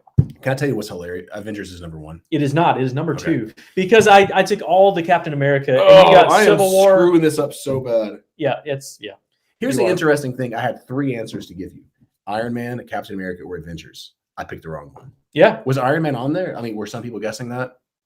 One person said Iron Man. Not I'm enough. telling you, I get so many people that I feel like say that that's their favorite movie series. That the Age of Ultron was garbage, though. That movie sucked. I think Iron Man. Not everybody loved all of them, and I think That's what I'm saying. That's the difference. problem. The first one was great, though. Yeah, it was really good. You said Iron Man. That would be your pick, though. No, my pick You was said Doctor Strange. Doctor Strange. Doctor Right. Strange. I just love the. First of all, I like the origin movies generally best, right? In the whole origin of him getting that spirit, the spiritual forces and the powers and all that kind of stuff with the whole really cool martial arts kind of, you know what I mean? Like all that going on was like, ooh, loved it. Okay. Right. You win. I mean, it's pretty much over right now. What? Unless no, you you can this. come. Oh, trust me, you can come back on this last one. You'll have a chance. This is one that's going to be a harder question because there's a lot of answers. I had to have my wife help me because there were so many of the same answer. This is one where there was 29 responses and 20 answers almost. Like it was not quite that bad, but it was a lot of different things. We just threw this in the guild, by the way. We didn't throw this out in the Twitter sphere or anything. No, so. we just did it real quick. Yep. So that's why we need. Anyways, that's still a good response from the guild, though. I'm happy with that. Okay. Excuse me. I just finished my coffee and I had a little bit of fluff. Is that no? That's passing gas. Never mind. Sorry. You learned a new term today. And you want to make sure you work it in there. People that says instead of passing gas, they say fluff, and he thinks that is disgusting to say, and I agree with him. I would never say that. That was a burp. I did not pass gas right then. Okay. We're really getting off the track here. What board game mechanic do you feel is the most underappreciated? Underappreciated. So a mechanic that you don't hear that as much, maybe. I mean, it's all about what MeepleTown said. But what's an underappreciated board game mechanic? And you said most of the people put the same answer? No, didn't. That's what I was saying. I was saying out of 29 answers. Okay, I got you. There was 20 different, not quite that much. Oh, but there was probably 15 different answers on this one. And so, that's tough. Wow. Why do you keep saying that these are Hold up. easy? John says he fed me the top answer twice. I need to trust you. Okay, John, I'm trusting you the next one, okay? I don't care what happens. I'm going to get whatever you say. Who said that? John Hedberg. I see. I apologize for not going with you. I'm going with my gut. I promise I'm going to pick whatever you say. Even if I don't even love the answer, I'm going with you, Johnny. Rick said Supposed to be the same name. So roll and move is what Okay. we've got on there. I'm going to say no. That was a joke. Sean Jennings says, I cut, you choose. Mm-hmm. Yep. Have you played any games like that, John? Hannah Makoji. Oh, that's right. That's Tussie right. Mussy. What's the Noah's Ark game? Did you ever play that one? It's No, I don't think so. It's really fun. I actually can't remember the name. Reiner Knies. Yeah, Reiner Knies. I like that mechanic quite a bit, actually. Okay. Hey, I really wouldn't say that it blows my mind or anything. I really need some Ryan. help on this one. I'm really at a loss. This is a really. You said these are easy. That's a lot. No. The first and third one are easier. This is the harder one. Okay. No, not San Marco. If that's what your suggestion was, the game I was talking about. This one is like a I cut you choose thing where you have these animals and it's not coming to me. Anyway, Colorado. All right, but I really need your help. You're not getting a lot of help from MeepleTown right now. Bidding is what I've got on there. Animals on board. That's it. Thanks, Jennifer. All right. Oh goodness. So far we've got roll and move. I cut you choose. There's so many. Bidding. This is a bad question. It's a fun question, but it's going to be hard to get it. Trivia. You're up 3-1, 2. Sorry. Maybe I need John to answer this question. Hey, you did. Bidding is what you said. You're right. It could be anything. Ooh, man, this is a tough one. Okay, let me help you a little bit because I do feel you like don't have to help me. I don't need your pity Let me points. say this. I wouldn't say that any of these choices are like the obvious. So it's not worker placement. I just want to let you know. You know what I mean? Like it's not. These are actually ones that are used. I've seen them used. I've played all three type, but I wouldn't say they're like, whoa, that's in all the games. You know what I mean? Okay. So MeepleTown did a good job, I think, of this. Area control is one on there too. Wow. Underappreciated is how you worded this, right? That's how I worded it exactly. Oh, hey, Matt, I'm going with yours. I don't know if that's right, but I'm going with it. Cube Tower is what Matt Wow. says. I'm Cube locking Tower. it in because that's my answer. Just like that? Yep, let's do it. Number 3 answer. You Yes! got one of them. Matt. Oh man. Coming in clutch. Woo. All right. I 4-2. 100% agree with that. That's probably my number one answer, I would say. That was broken. I can't tell you yet, but I will tell you what there was a tie of, and my wife picked that one. Okay. She's a big excellent. Excuse me. She's a big Amerigo fan, so. Okay, I see. The question is, what is a mechanic? What is a mechanic? That is mechanisms is another word for that. So we're talking about some area control things that you use within games that make them the way that they are. So like set collection or changing the oil. Yep, things like new alternator, things like that. Edible components was my second choice. Ooh. Negotiation. That's a really good one too. Wow. My mind, I'm thinking bidding and negotiation. That's kind of where my mind is right now. Now, John has been helpful for you. Will he be helpful for me if I say bidding? For those who are streaming, I have my answers on my phone. I'm not checking my messages. Okay. Yeah, I have to go back and forth. Okay, I got to just pick something, right? Okay, so let's say I'm going to say bidding. We'll say bidding. That was a really good answer, but it did not make the list. Auction or bidding was not on the list, but it was definitely one of the close to making the list. Okay, was negotiation on there? No. Okay, area control? No. Okay. So number 1 was roll and move on there. Maybe I was making fun of that. Okay. The one that my wife had to choose between Cube Tower and I Split You Choose, which was someone mentioned. Number 2 though was dice worker placement, which I think is. I shouldn't have told you. Like that is a pretty common mechanic, isn't it? I think that's a really good pick, honestly. But it's not in everything by any stretch. Yeah. Rondell was number 1. What? I'm telling you, dude. We talk about how much we love rondels, but is it underused? That's what people say.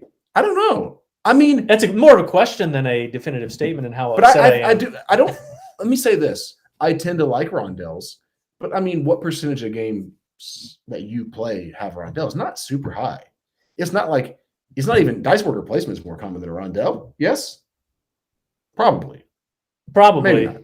Well, rondel is a lot of different things. That's the thing. Like, there's a lot of games that use rondel in a lot of different ways. You know what I mean? So, anyway, it is what it is. Feeding hippos was not on there. Clever swines, I'm assuming, probably not. All right, ready for yours? You're whipping me right now. So we have one question left. So just to kind of build up the drama that I love to. Dean is winning 4-2. Like I'm getting bent over. And he's spanking me a little bit. You can get. Don't want that.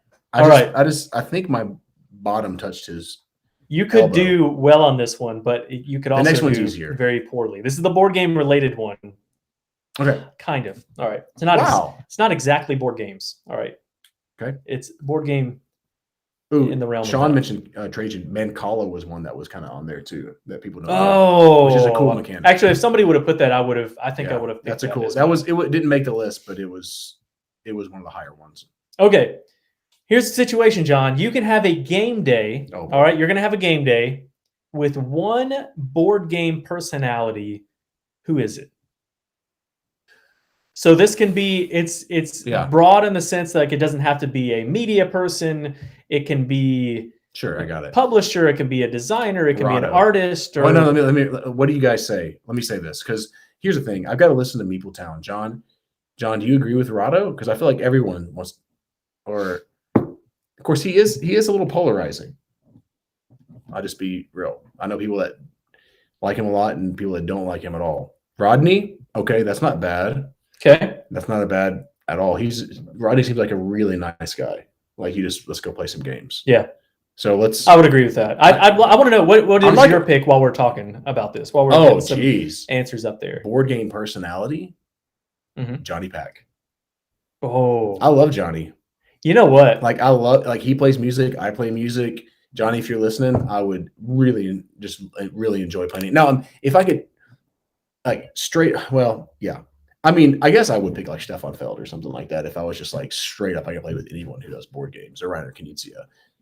But like just as in like hanging out, like I think Johnny and I would have an awesome time. Yeah, we've actually talked about that in the past. Like we were wondering if Johnny was going to be at some cons we've talked about in the past. So we have people saying Big John or Big Dean.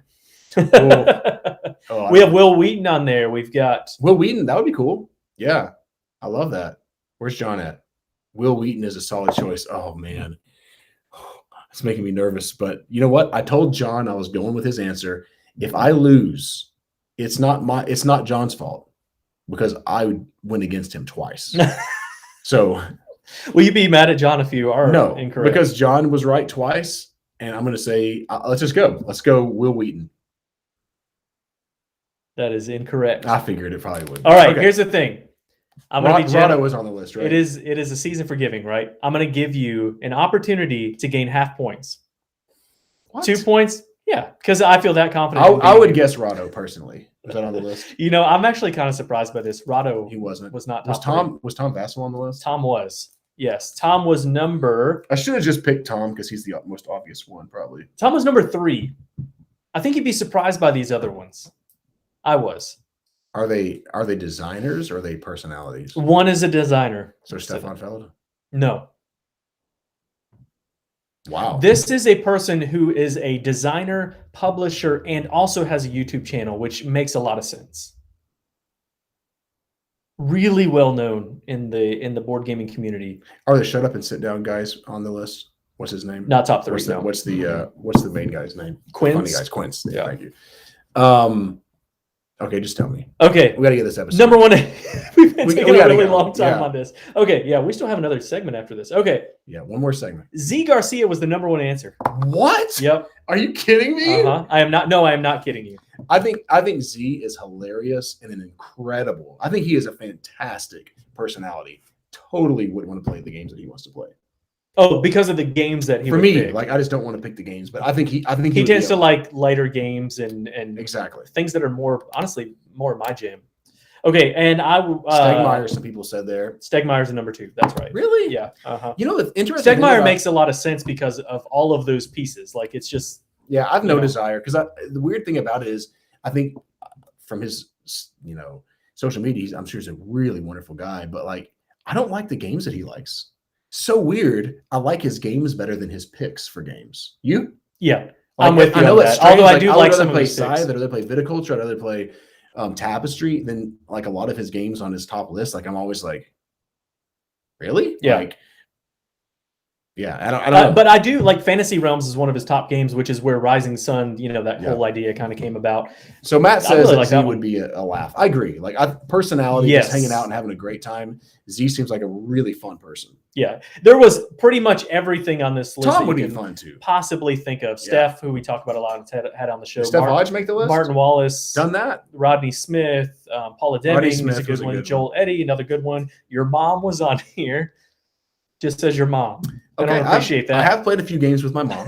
So, yeah, it wasn't top. What's top happening 3 with game, my hair right here, Dean? Look at and this. then lots of other ones. Mike DeLisio was another one that was on there. Actually, Mike DeLisio was I think like 4 or 5 on that or something like that. Do I have a horn?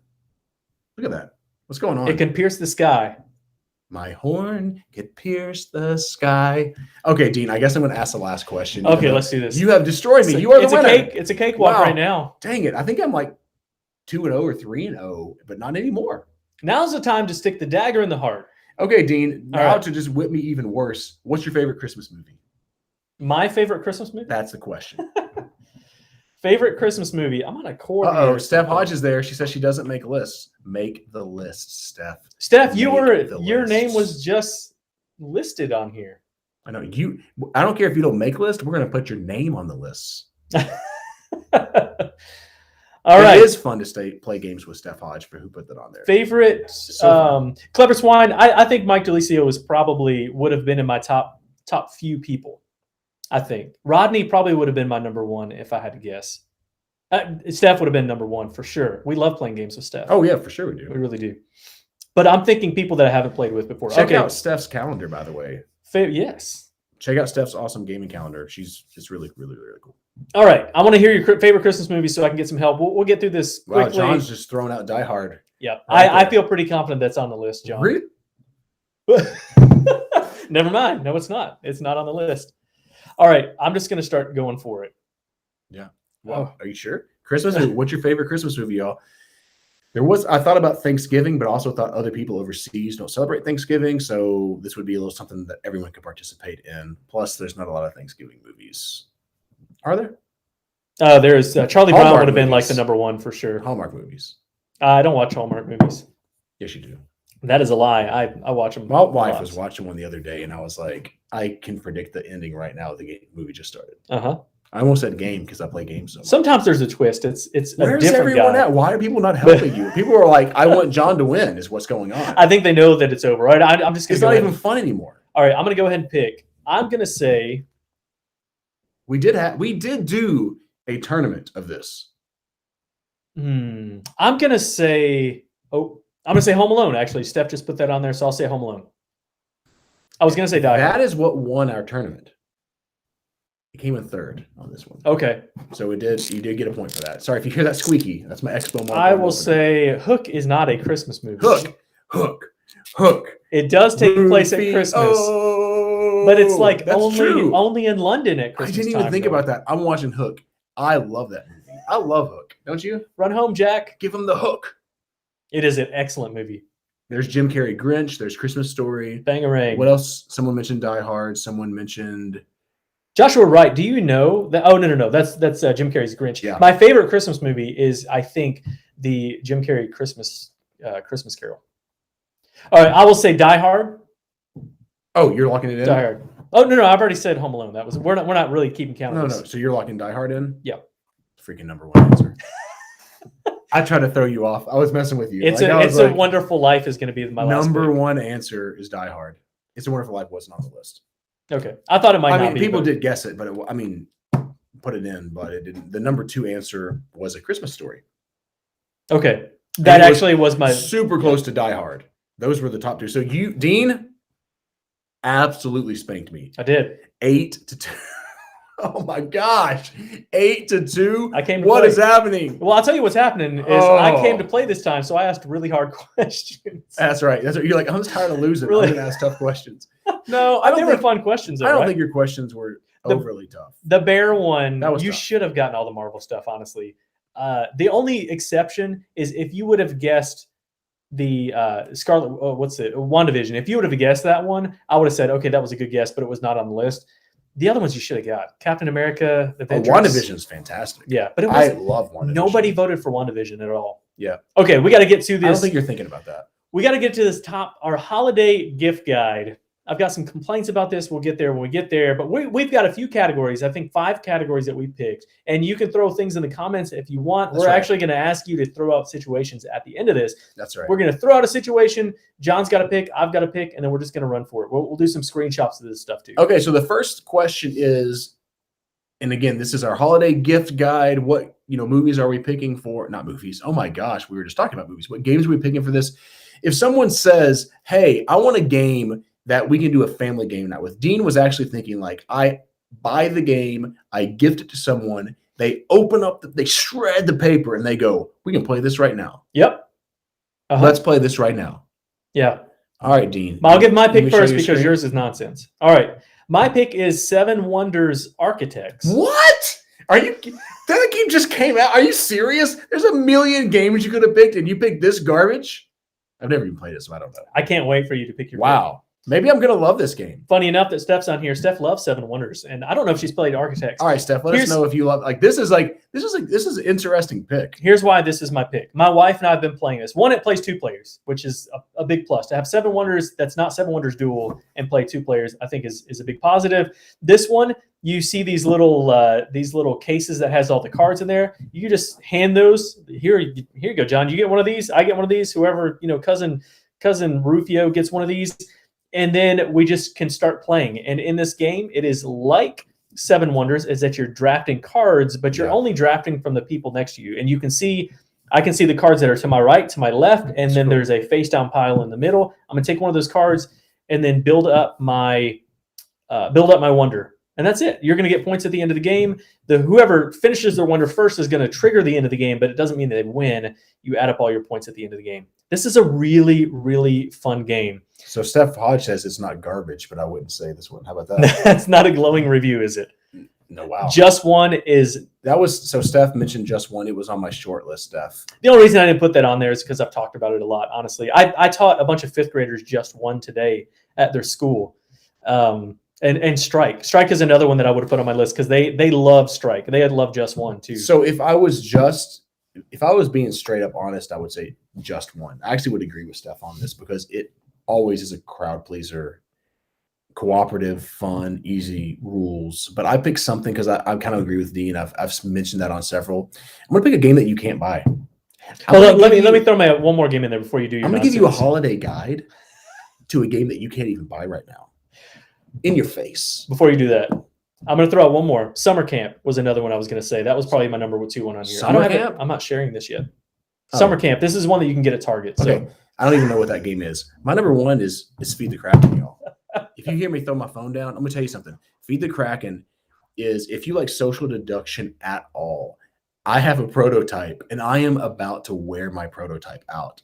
Every single time I bring this game up in just like this fun, like, let's get a bunch of people together and let's be pirates or let's be sailors and let's, like, I'm telling you, everyone loves this game. You right? Have you played it with a lot of, I brought it on vacation. I bring it in front of other people. This game, I'm telling you, if you like deduction at all, you have got to buy this game. People, if you want to play this like a fun game with friends, people love this game. Here's what this is equivalent to. Hey, John, let's play 7 Wonders. Yeah, I'd love to play 7 Wonders, but I'm actually going to play by Catan rules, if that's okay. I'm going to play by the rules of Catan, but we're going to play 7 Wonders. That's what you're doing right now. You're not even playing in the same game. I'm not, but I'm just telling you, this game is so good in a setting of a lot of people that I had to put it on the list. It's ridiculously good. Here's what you could do. You can get somebody a coupon for the promise of buying them this game when it's released. And who knows? Do you even know when this is coming out? It might not even be out next Christmas. It's coming out soon. No, it's coming out soon. I saw some pallets with it on there. All right, so the next question. This is an IOU for Just One would have probably been my second, for sure. Decrypto is really high on my game of my party list favorites, but it takes a little bit more time. So there we go. All right, I'm gonna throw yours up there. Give me just a second. Oh, you want me to go first on this next one? Yeah, we'll just kind of change it up. The first one was the next one. I'm sorry. The second one is favorite game under $20. So someone goes, I don't got the cash, but I want to buy a quick game. I want to buy a game for somebody. Okay. My number 1 answer. Can I go ahead and pull it up, Dean? You ready? Yeah, you got it. My answer is going to be Targi. I looked it up online today. You can buy Targi for $19.95. It's speaking of 2-player only games, like I mentioned with Akratiri, fantastic game. Absolutely love Targi. It's really, really high. I'm going to go ahead and just shoot some other games out there that I have. Dean might have them on his list, might not. Oh My Goods was one. Codenames Duet was one that I thought on there. Good one too. Such a good game. Air, Land, and Sea, something that we got recently. That's a really good pick. Rook, and then I think Dean's answer, I'm not 100% sure, is going to be the next one on there, and I think it's going to be what Richard says for his under $20 game. That is absolutely correct. It just takes me a minute because I have to go several screens to get there, but it is The Crew. And the cool thing about this is I'm going to pause for a second. Okay. I have to go to the bathroom really bad. I'll talk a while about The Crew. And you talk about The Crew, and I'll be right back. Okay. All right. Let's hope it's number 1 so that we're not. It is number 1.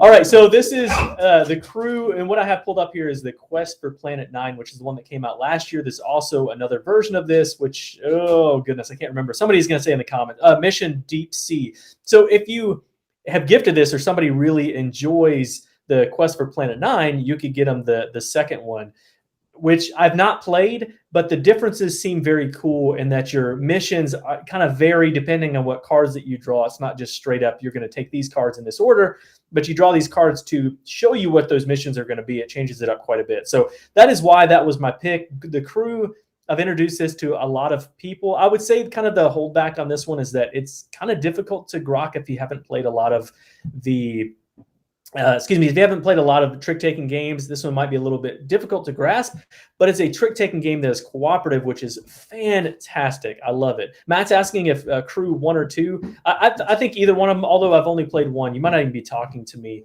but I've only played the first one, which I quite enjoy, but I think I'll probably like the second one a little bit better. I'm also seeing on here the somebody else just Steph put The Mind on there. I feel like a new man. Which is another really popular one. I've introduced that to a decent. That's always a crowd pleaser. Rick said that Deep Sea kills the first one. I've not played it.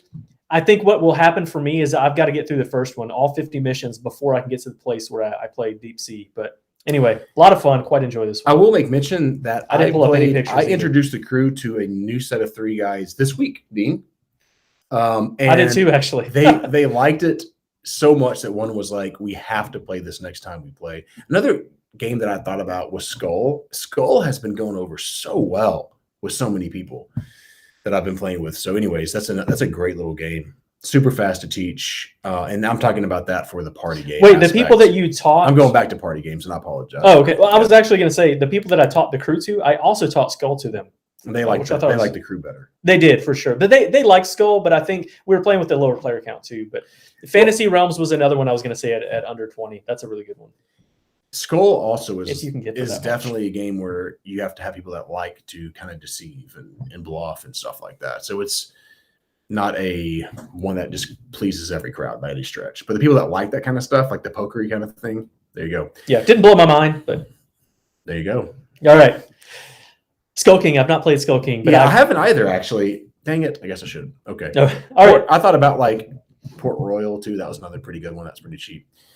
Next up, the next one is the most boring question so far, and Dean came up with it. Actually, this next one, you came up with this one. This is a good pick. Did I? Yeah, you did. I don't think so. I think you did. Okay. Anyways, I didn't, but I like this pick though. I think the question is, if you have a foodie friend, what game are you going to pick? So a friend that so this is like, I'm going to pick a game. Maybe they're gamers, maybe they're not gamers, but they just like food and they're a foodie. Yep. Wow.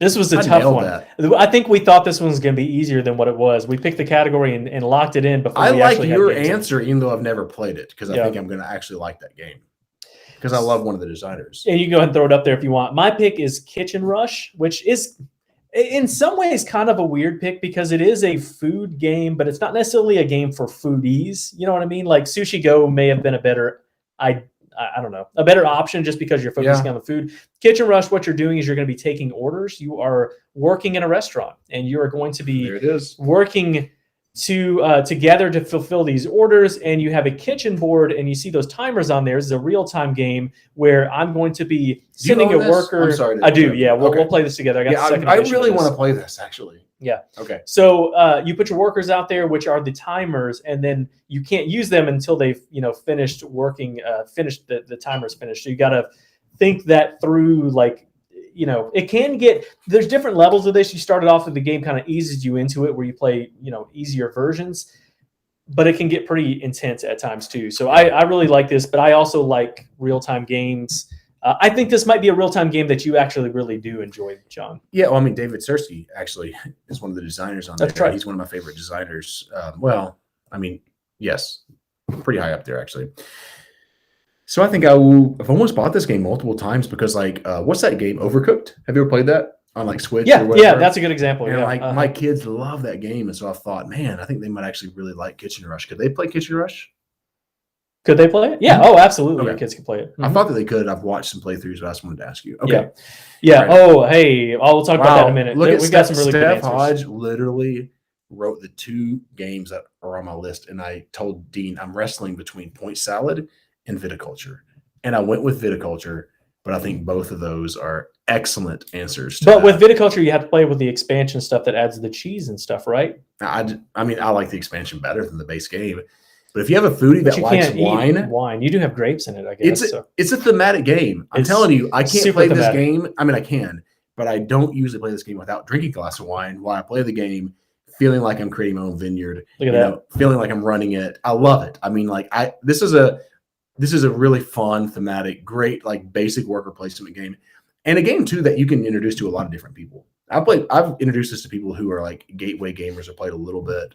And it's pretty fantastic. So yeah, we probably could have mentioned too that a lot of these are on Board Game Arena. If you play games on there, we actually have a group in the MeepleTown Guild of people. Matt Walker's in there and several others where we play games online. This is a game that's on there as well as the crew So just wanted to throw that shout out there.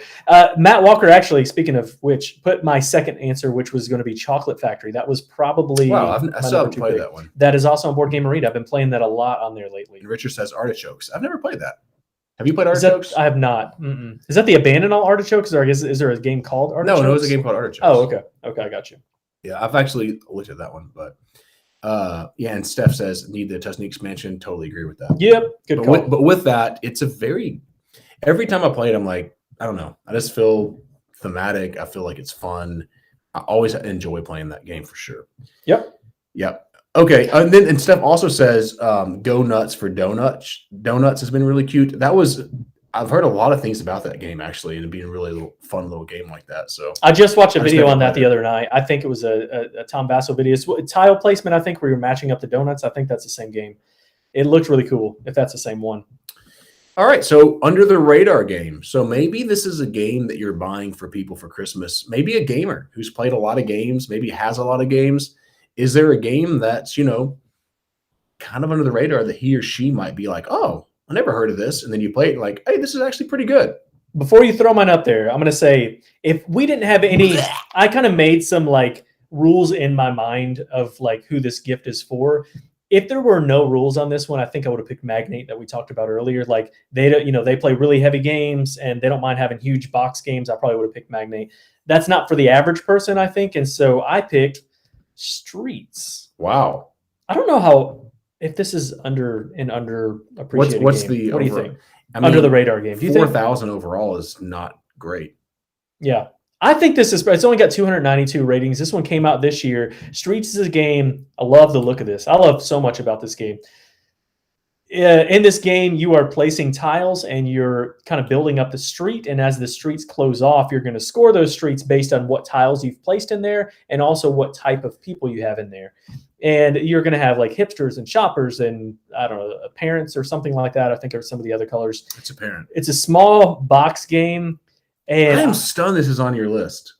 I know you really liked it. We both liked it. I enjoyed it. But I'm just stunned that this is the one you picked. Wow, okay. It's under the radar, don't you think? I think it's better than 4,000 overall. Yes, I do. Okay. Yeah. Yeah, I think it's an excellent pick. I did a great job, and I'd love to have some support in the comments. I would appreciate that. Wow. Okay. Well done, Dean. Okay. All right. Dean literally is patting himself on the back right now. Yours is probably a better pick. However, I have not played this game. I thought I played that with you. No, you played it with Jonathan. So there were several on my list that I wanted to put on there. I went ahead and put one that was a little bit lower rated, even though I like some other ones better. I'm going to put Foothills. I know Steph Hodge is going to love this because she's a huge Snowdonia fan. But Foothills is basically a 2-player version of Snowdonia. It's ranked dollars to donuts. 2,750 overall. It's kind of been a little bit of a theme for me today with Targi and talking about Akatiri.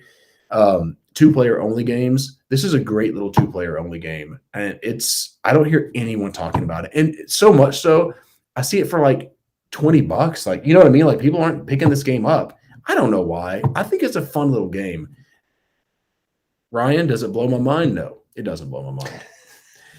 That joke is getting old. But seriously, it doesn't. But it's still a really solid game. A couple other games that were on my list that were really close were I like the Whatnot Cabinet by Steve Finn quite a bit. That's 3,900 overall. Rialto was one of the higher ones for me, which is a Stefan Fell game that I don't think people talk about Rialto enough. I know Steph Hodge, who was on here listening, likes that game. I love Rialto. That was actually my number one that I was going to say, but it's ranked 1,113. So while it's not super, super high, it's still decently high. I also would like to say Tawantin Suyu is still 1,133. That's not right. Tawantin Suyu needs to be ranked higher than that. That's a better game than 1,133. Wow, that's pretty surprising. You said Rialto when I was entering this in my computer, and I said, what? Which, I love you Rialto. pick what you want to pick. I love Rialto. No, just because it doesn't seem like it's very under the radar. I hear about that game a decent amount. I don't. No? I feel like whenever we I played it this last year for the first time. You too? Right? Yeah, but I've heard about it a ton. But I heard it. Yeah, that's true. I've heard about it, but I don't hear people saying I love it or we have to play that as much. In the Year of the Dragon might be more of an the radar game. But I like you in the Year of the Dragon a lot. But I think Rialto is probably the better pick of those two. I don't know. I'm not saying it's a bad pick. It's fine. But it wasn't your pick. Your pick was Foothills. Yeah, so Jennifer Davis mentions Renature. I had thought about that, and a lot of people say, "Matt, I like it. I'm a big Renature fan. I'm more of a Renature fan than Dean is, though. Big time. I'm one of the guys that, and again, that's because it gives me those homey feels, the dice, the Grandma's Kitchen art. Clemens Franz did the art on that, didn't he? Or no, not Clemens Franz. No. Oh my gosh, what's his name? I don't know. That's horrible. No, if only there's a way we could look it up, but we can't. There's no way. Are you kidding me right now, figure it out. John? I liked it. Oh my gosh. Anyway, not fun listening to John sigh into the radio. So you're gonna look it up. I am going to look it up because I'm really frustrated at myself for not being able to. I have these comments pulled up on here now. I would say I'm looking it up. I don't even give a care right now. All right. I don't give a care. I haven't give heard that. Dennis Lohausen. Oh gosh, how can I not think of Dennis Lohausen's name? All right, let's do our last Steph one. Hodge says Renature is way too mean. It is mean. That's what I like about it, Yeah. though. Like, I like that it's like a simple game that I can teach to a lot of people that's like trees and flowers and bushes. And like, it's a super mean game. And so I'm all over that. Yeah. I like mean games. Speaking of which, in packages that don't seem so mean so that I can get other people to play that normally wouldn't. how about Christmas morning? I wake up, I'm opening up presents, and I want to start a fight with a That family. is, hey, what game starts a fight? That's the next game. Give me a game that starts a fight. That's our last one right now. I can have a decent amount of the games on here. Can I say this? As we're talking about this, No. we want to have you all ask us like whatever gift, whatever question, kind of like what we're talking about right now. I want you to throw out a category. A category, like we're not going to answer a ton of them, but we'll answer 2 or 3 of them. So come up with a category for this as we do our final one that we've come up with. What game will I start a fight with on Christmas morning? So I'm going to start with mine, which I think is probably kind of the king of these types of games. I would say one of them anyway. There's a few else we could put on there, but Survive, Escape from Atlantis is a game where you all start off with your little meeples in the center of the board. It's true. And the island is fading away, and eventually there's going to be a volcano that erupts and destroy everything. But in the meantime, you're trying to escape the island and get points. Some people are more valuable than other people in this game, so you get them to the edge of the board. Whoever has the most points at the end of the game wins. Along the way, you might be in a boat, and John's in a boat with Carl, and I'm like, oh, I'm going to send a whale over to destroy that boat, or a sea monster to destroy the boat and them. This game is amazing. Bro. Love this game so much. I've never had a bad experience with this game, ever. I have. And why? Because people wanted to kill me because I destroyed their stuff. I've talked about this on the podcast multiple times. Absolutely. This was on my short list of games. I have been the brunt of, I can't believe, whoa, sorry about that in the microphone. I can't believe you took down my ship with so many points. Now I'm going to come and I'm going to get you, man. Let's go. Absolutely. Yeah. I've had multiple people get upset. I've had people cry, family, kids, whenever you destroy their ship with their people that they have a lot of points in. Absolutely, this game could start a fight. I played with somebody one time. They lost faster than I've ever seen anyone lose this game. Like, they were out. There is potentially player elimination. It doesn't happen as often as you might think. They loaded up their boat with all their people to start the game off, and it was all their most valuable people. And I did it to somebody and else. It was they got so mad. Gone like that. And then did it again, and then it was gone again. And you can't recover from that, right? Like, I don't remember how many meeples you have. Depends on how many players you have in the game, but yeah. Anyway, he was out very quickly in this game, but I still love it. So Matt Walker says, Coup, The Resistance. Yeah, those are games that you could absolutely get mad frustrated with. Yeah. Even Feed the Kraken that I mentioned, though it's a fun. Oh my goodness! Enough Feed the Kraken. It's definitely a game because like you have things like a cult leader that can convert people to so that if they're a sailor or a pirate, all of a sudden they've been playing the whole game as a pirate and now they're a cult follower, and you're like, are you kidding me, dude? Like. People get like really frustrated. Those deduction type games probably lend themselves to some of the biggest. Like, Dean, how many times have you played a social deduction, game where like you were kind of angry at the person when you were done, and you're like, I don't know why I have these. Like, we just played a game, but I'm kind of frustrated or angry at them. Right? That happens, right? Yeah. Oh, absolutely. Like, let's be real. I've had that happen where I'm like, why am I mad at Shirley, you know what I mean, across the table. Like, I'm really frustrated at her, but I mean, she's just playing the game the best she can. Like, but it's just the reality. Yeah. Wow. Absolutely. We have several comments that Monopoly starts a fight.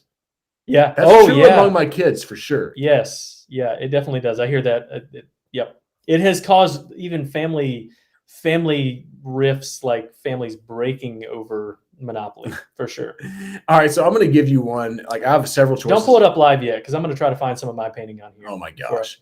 I'm going to mention the game that, like, we've mentioned a decent amount on the podcast, but it's probably been the one that's caused the most animosity among my friends recently that have played this game. Now, there's several other ones that I'm going to go ahead and I'm not going to sit around and just, the people on the podcast don't want to hear me just wondering. You haven't even mentioned the game yet. I want to say Blood Rage. Blood Rage is a game that I've played recently multiple times, and I promise you someone is butthurt by the end of this game.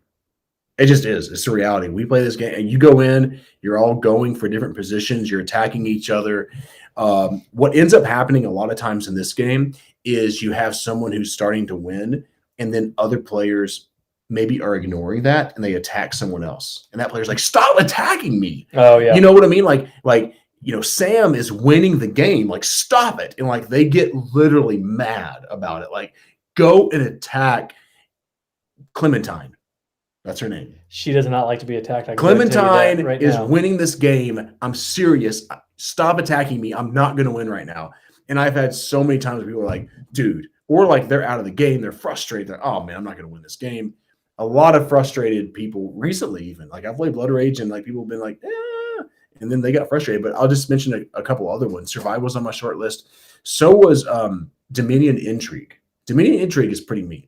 Like if you're playing Dominion, you're throwing some nasty stuff out there. And you can throw a lot of other Dominion stuff in there. Any of those ones, and you can have an attack heavy game that can really upset some people for sure. That was one. Tigris and Euphrates can be a little bit mean. You've never played that? Yes, you have. Only on the app, but you only the app. I haven't really. I also wrote Kalis 1303 or Kalis Yep. on there because that's one where you can move the provost around and be like, dude, you just did that to screw me. Like, and that's just frustrating. Like, are you kidding me? So what are some of these? One of the ones I put is Chinatown, because Chinatown is pure negotiation game. So but you what can just you can be like, do forget is, Dean. Yep, am I going to trade with you, or I'm going to trade with this person? I have not had a bad experience with Chinatown either, but I could see that going south pretty quickly if you're playing with the wrong people for sure. I have way too many Monopoly comments right now. I mean, like I'm telling you, every other comment is about Monopoly. Lifeboats. Ryan just put lifeboats. That's another good one. That's ask us questions, y'all. Yeah, we want to still. That's how we're going to end the podcast. So my wife just put on there, still can't play Monopoly with my brother. I actually had my wife in mind. Her dad won't even be in the same room as somebody playing Monopoly. Share the story. Untold stories. I don't know. You don't know what happened to him? No. He just was like, that's it. I'm never playing this game again. I guess. I don't know. Clever Swine says we love Kalis. It's taboo. Yeah, there's nothing against Blood Rage, nothing against Kalis. There's nothing against any of these games. It's just games that starts fights. Yeah. I like those games. I actually like games that are mean. My wife doesn't, and that's the thing. I do too, but I'm just like, just attack me, sweetie. Just attack me. Let's go. I like them with the right people, no doubt. But you have to have the right people. You mentioned Blood Rage, which opens up a whole different category of that. Any of those area control type games can be that way. Like El Grande, even, you think? Yeah, even El Grande, maybe even especially El Grande if you're playing with the wrong people, because you're removing cubes from where their areas are. Even places like Ethnos, which is not its area majority, that's not even really a mean game. But if you're taking somebody's stuff, that can be mean, and people don't like that. So, yeah. And my wife, she said she prefers cooperative games, which. Yeah, and the thing for me, I don't want to play mean games with people who don't want to play them, because it's just not fun for you either. It's not fun for anybody. So, all right, like John said, we want to hear some categories if you have any. Like, hey, if you don't have any, the podcast is over. We're done. Could be, or we can just talk afterwards. But if you say like, I want a game that I can play with my Aunt Matilda who loves chocolate cake, like what can I play with her? Oof. That was a Matilda reference. You ever seen Matilda? Yes, of course I have. Okay. I've read the books. Come on. That chocolate cake. You need to ask, have you read the book, not have you seen the movie? If you were to say, hey, Dean, what is the best looking dessert out of any TV show or movie ever made? I might say that chocolate cake on Matilda. It looks amazing. You remember that? My stomach just started grumbling. I didn't eat a ton of dinner because My dinner didn't get ready. I don't think I put my paintings on BGG for Blood Rage, by the way. For those of you who are sitting on the edge of your seat waiting to find the stuff that I painted, I don't know. I'll just have to post it somewhere else. I don't think I posted it on here. All right, we're giving y'all a few more minutes here to ask us some questions. There's a lot of people on here. No one's asking this. Hold up. Is Richard saying something? Game for group with varying ages. Ooh. Hey, that was actually Good question. I don't know if we Richard. said that one or if it was one that I put on my list, but that was one that I definitely thought of when we were coming up with this list. And let me go ahead and say this because I did this. I did this today. I went to my wife's school and I taught fifth grader games. I taught them just one. Well, they already knew how to play that because of her, but we played just one. We played Code Names. Both of those are Code Names is excellent pick. Just one is an excellent pick. We just played a game with tons of ages the other day. Sorry, Rick. Rick, he said just call me Rick. All right. So I know I keep calling you that. I don't know why I keep calling you that. What else? A Strike, which is like sure anybody can play that. You don't have any reading. So basically, a lot of games that you don't have to read is helpful. Well, let's just say this. Jennifer Davis said non-gamer games. So you do that, and then we'll do Rick's game. So what is non-gamer games? I'm going to go with Code Names on that. I think Code Names is a really fun game that you can teach to anybody. Yeah. Code Names Duet is my favorite version of that. Yep. But it usually goes over super well. And I know most of y'all play that in Just One. Those two games, Code Names and Just One, are in a class, maybe all of their own, I think, as a group party game that non-gamers can play. I'm going to throw a couple out there in it because some people just don't like games. I would throw some games in there that are almost like activities as opposed to games, but I still really like them. So one example of that is Word Slam that we've played in the past. That might not be the best pick because there is a little bit of stress there. Concept is another good one, which is a little bit like charades. Telestrations is a great one. You don't even necessarily need I'm fine with those. I didn't like Word Slam though. Yeah, but games that are like activities, you know what I mean? Sure. I think could make some really good I've never played Pictures, and you have. Yes. Did you like Pictures? My boys love Pictures. Okay. Yeah, it's fun. It's a lot of fun. All right. Yeah, it's not my favorite. Crosswords is another one that kind of fits in that category. It might be a little too stressful too, but let's go back to Rick's question now. So a game for the whole family. That's a great question, Rick, because I try to get so I have 3 boys. For those who don't know, my wife wanted a girl. We end up with 3 boys. That's just what happens, right?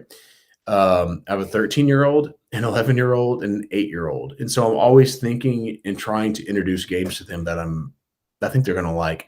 So what are some of their favorite ones? So games that not only them, but my wife and I enjoy. Quacks of Quedlinburg, way up there. They enjoy that game. Cool push your luck game. I enjoy playing it. We hoot and holler about it. Would be pretty high on my list for that. What about you, Dean? Other than the ones that I've mentioned, I'm just gonna echo some of the ones that people put because I think they're great picks. Steph put pitch car, coconuts. Any of those like dexterity games can be really good. Clask has been really big for us in our family, and all like my dad who's 70 years old with my son who's 11 and playing and having a great time playing Clask. That's a great picks. Yeah, and there's lots of those type of games. Kind of pick which category would work for you. Clever Swine put Formula Day, which is always that's a really fun game. You can also play it with a pretty high player count. Pitch Car is another one you can play with a high player count that I've just mentioned. It can be kind of pricey though, so maybe that's not your jam. Sheriff of Nottingham has been a pretty good game for my 13-year-old and my 8-year-old, and it's fun. Yeah, you like it more than I do. Yeah, I definitely do. I love that game, and it can be, I don't know if mean's the right word, but it can be like a little too confrontational for some people, I guess. There was another Chicken Cha Cha Cha, which is a kids game. Sushi Go is a good one too. Go ahead. Yeah. Yes. That might be a little. I don't know what Chicken Cha Cha Cha is. It's a really like young kids game. It's a memory game where you're like you have to guess the path that you're going. So you have this trail around the outside. It might be a chicken that is your next spot that you have to move to, and you have to flip over the right chicken tile in the middle of the board. And so you're having to constantly remember where those are so you can move around the path. And as you pass other people, you take their tail feather. And then if you collect everyone's tail feather, you win the game. We have a ton of fun with that, our family in that one. Hey, Missy. Missy Dunning. Missy, who is my middle sister. My oldest sister is not on here. So 2 out of 3 is not bad, right? For those who don't know, Dean is the youngest, right, Dean? I'm the youngest. And I have How 3 many older sisters do you have? 3 older sisters. That's right. And Missy, That's an I'm the oldest of 3. I have a younger brother and a younger sister. I think it'd be interesting to know the dynamic of being the youngest and you're the only boy. yeah. If you listen to our very first podcast, I think it was, we discussed that. Me and my sisters grew up playing games all the time as kids, and Missy listens to the podcast every week. She loves it. Now you don't have to listen to it this week, Missy, because this is what it is. All right, category. So last question. And Ryan, we do need to do a video of us showing off our collections. We got to do that, Dean. We talked about that. Let's do that this Christmas. Okay? Let's commit. Christmas Day? No, by the end of December. Let's commit. Are you good with that? Oh, we'll see. All right. No. Matt's gotta... No. Commit. I'm not good with by the end of you don't like commitment. I like. You don't. I don't even understand why Amanda married you. Because you're just like, I don't know. I mean, super committed to my family, committed to making a board game video. You are a great dad. Let me just say this. Husband too. I'm an amazing husband. Let me just say this. Brother. Dean is someone who and people see this. They're like, I can't ever do anything with Dean because he's doing stuff with his family. Love my family. So like everyone outside of his family hates him, but everyone those inside his family is like, Amanda's kids are probably like. I also have a pretty demanding job, which takes up a lot of time too. But all right, okay, so last one. Deluxe Games is from Matt Walker. Deluxe Games for if you fancy spoiling someone. Hey John, fancy spoiling someone? Buy him a deluxe game. Wow. Like, you're talking about like going all out, right? Okay, I just bought myself. Yeah, there you go. I just spoiled myself. This is Snowdonia Deluxe Master Set. That's a good pick. But here's the thing. I know Steph Hodge loves that pick. The Suburbia set was something I really considered going ahead and picking up. I like Suburbia. The thing about Suburbia is it's a solid like 8-ish for me. Like I like it. It's enjoyable, but it's not like that like super high. But I would enjoy having that whole set. You have it, right? Mm-hmm. You bought it? Yep. I like it. I really like that game. That wouldn't be my pick, though. The Suburbia wouldn't be my pick. Ooh, your wife says that you're dreamy and funny. Yeah, that's why they call me Dean the Dream. You call yourself that? I do call myself. I had a teacher in middle school that called me that, and I just started putting it as my username for everything. You should make a shirt that says "Living the Dream, MeepleTown." Oh, I like that. That's actually pretty cool. By the way, get MeepleTown shirts on MeepleTownGames.com. Okay. Have you been to? Can I have my pick? Have you been to the burger place in Nashville that's called? Oh my gosh. You know, it's only open during lunch.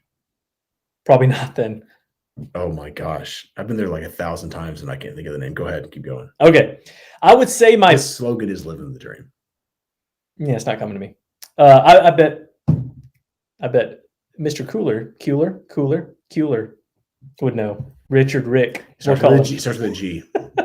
Okay. I would say my pick would be Crokinole, going back to Deluxe Games. Yeah. Whoa. Yeah. This is like a legacy type game. Like you leave this for your grandkids kind of thing. I like it quite a bit. I would also, I don't know, there's a ton of these games I guess you could pick, but another one would be Dwellings of Eldervale. Gabby's, is that it? Gabby's. Oh my gosh. Thank you, Rick. Hey, Adam's on here. I can't believe that I couldn't think of the name. I was like, I know it starts with a G. Gabby's is fantastic. I've never been to Gabby's. What? Mm-mm. We're going to Gabby's. How long has Gabby's been there? Going to Gabby's. Was it? I used to work downtown. Years. When I worked downtown 10 years ago, I was going to Gabby's. Was it there before that? I worked there. Oh, at this point, it's been like 13 or 14 maybe years since 15 years ago. I don't know. It's Gabby's, Adam said, and then Rick said, yeah. Gabby's is great. Adam is one of my students. I went to Gabby's, like let's just say I'm cool. I went to Gabby's before it was super popular. I've never even heard of it. That doesn't happen much. I have lived here for a long time. So. Or how about Princess Hot Chicken before it was popular? How about that? Yep. People love their hot chicken here for sure. All of a sudden, now it's all over the place. Yeah. All right. Hey, we're going to end the episode, but we're not going to be done. We're just going to end it for the podcast. We're going to sit around, talk. If you have any questions, we'll answer those questions. But before I do that, before I end it, we're going to end it. John, tell people how they can get in touch with us. I'll mention all this stuff after. If you're enjoying our channel, we would love for you to subscribe to our channel. You can go to patreon.com/MeepleTown if you like to support what we're doing. We're at MeepleTown Games on Facebook, Instagram, and Twitter. You can go to MeepleTownGames.com if you want to get some of our swag from the shop and all that kind of stuff, or to see all the different things that we're doing. And we're Board Game Geek Guild 3407. Thanks for coming down to MeepleTown. All right, that's a wrap. But Bro, look at this hair. That's It looks ridiculous. I'm like, if you're listening, I guess if you listen to a podcast. so Adam, who What's came happening? in clutch with Gabby's as well. I just had lunch with him yesterday, so apparently that's where we're going to get lunch next time. No, seriously? Yeah, Gabby, me and Adam though. Me and Adam. They have a great black bean burger. So you would, I know you're not going to, are you going to go ahead? Is it better than Burger Up's black bean burger? That is my favorite outside of one that I've made homemade. Oh, I don't know. I've had it before. They're like the Marathon, Triathlon. Those burgers are amazing. They're so good.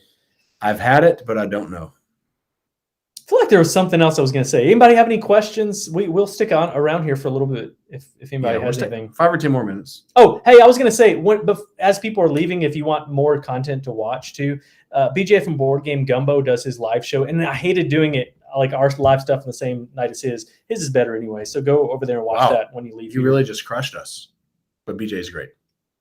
Hugh Baby, you are not somebody was just telling me about Hugh Baby. I've not been there. Who was just telling me about Hugh Baby? Like you, maybe? I don't know. I love meat, but I eat everything, and I could really go for a great black bean burger as well. So like, I don't care. Give me veggies, give me meat, give me burgers, sushi, give me anything. I will throw it down my gullet, and I will enjoy it. I like everything. Give me durian. I'll take some durian. I've had it. I'll eat it. It's fine. Give me some cho tofu, stanky tofu, stanky. I'll eat it. I don't give a crap. People ask me. Sorry. Oh my goodness, this is what John is like. Really like. It's late too, so people ask me what I can like, how I go without eating meat and how can you not have this big juicy burger? I'm like, because black bean burgers are amazing. I like black bean burgers, but they're not. Sometimes they're better, but generally they're not as good. Yeah. But you can dry out a beef patty, and I would rather just have a black bean burger all day long. Yeah, you got to cook it right. Okay, Jennifer asked, backed any Kickstarters lately? Marvel Dice Throw, no. However, I've been kind of staying away from. We get a lot of games, and we're actually talking about we're going to PAX U, and so I'm like, we're getting a ton of games in, so we need to hold off on getting games. But you have to check out Endless Winter when it comes out. Yep, that was a Kickstarter that Dean and I did the Kickstarter preview, and instead of getting paid, we picked the game because it was so daggum good. That's gonna be That's gonna be great, and that's coming out probably 2022, isn't it? Yeah, I was just telling me. Oh, Amanda says that we've eaten at Hugh Baby before. And you don't remember? I don't remember where that is. Wow. Off of Thompson Lane. Is that where that is? Seth Randall, my cousin's on here. My boy. He's one of my best buds. Is Hugh Baby the one off of Thompson Lane over there by never ever a black bean burger 100 Oaks area? Wow. Seth said there's never been. Dean, what do you think about this statement? There has never been a black bean burger that's better than an actual beef patty. Yeah, you're dead wrong. Dead wrong. Whoa. Mm-hmm. Seth, he just came at you. Like saying that a black bean burger is not better than any other beef burger. I've had some really bad beef burgers. I have. If it's dry, it's not good. McDonald's? Is that even beef? Kind of. It's something. Ish. Okay. Sorry. I'm going back to Jennifer's questions real fast because I just mentioned to my wife yesterday that the Marvel Zombicide game that's coming out sounds pretty cool. I like that what if like world. Yeah. Hey Rick, so excited that we're going to PAX U. I've never been to Philadelphia for a long time. I've gone there like for work or like, and I know this isn't a lengthy time, but for 3 or 4 days we're going to be there. Hey, shoot us some like places we should go eat. Yes. Super looking forward to going to Philly. I think it's going to be awesome. I've never been to Philly. I've been to Pennsylvania, but never been to Philly. Yeah, I'm super excited about PAX U. Okay, Adam, thanks. It is. I have been to Hugh Baby. I just didn't know that was the name of it. Okay, so Joshua Wright asked a great question. Who would win a cage fight versus Dean and John? We all know the answer, though, right? I mean, we don't have to go this. What are you thinking in your head? We know. We all know, right? Well, I don't know. I know what's in my head. I don't know what's in your head. I mean, we all know that I would win this, right? I've got about 50 pounds on you, John. That's. I know you don't. You don't have 50 pounds on me anymore. Probably not 50. How much do you weigh? Can you right at 200? I think is what I'm at right now. Bro, I weigh like 185. Okay. Before I started working out, I was like 150. Maybe you did have 50 pounds on me then. We're not even that much different. How about that? Yeah, so we agree. Me. Okay. Oh, all right. There we Oh. go. Even MeepleTown's Let's agreeing. go. I'm ready to go. Let's cage fight. I'm not much of a. octagon. I'm a pretty. I'm borderline pacifist, I would say. So Yeah, I'm not a fighter. I don't think I would do that. But did you see my meme that I sent you? That was Whoopi Goldberg. That was Whoopi Goldberg's head on Goldberg, the wrestler's body. Yes, I remember that now. Yes, that was pretty good. Oh, Matt Walker says a tie. I don't know. I think I would win. Dean thinks he would win. I think I would win. Let's go, Dean. We all know, right? But I mean, secretly, we all know. I love you, so I'd really have a hard time, like, you know what I mean, like doing anything that would inflict damage on you. I'd probably be like, I'll just lose. I don't want to hurt you because we're good friends.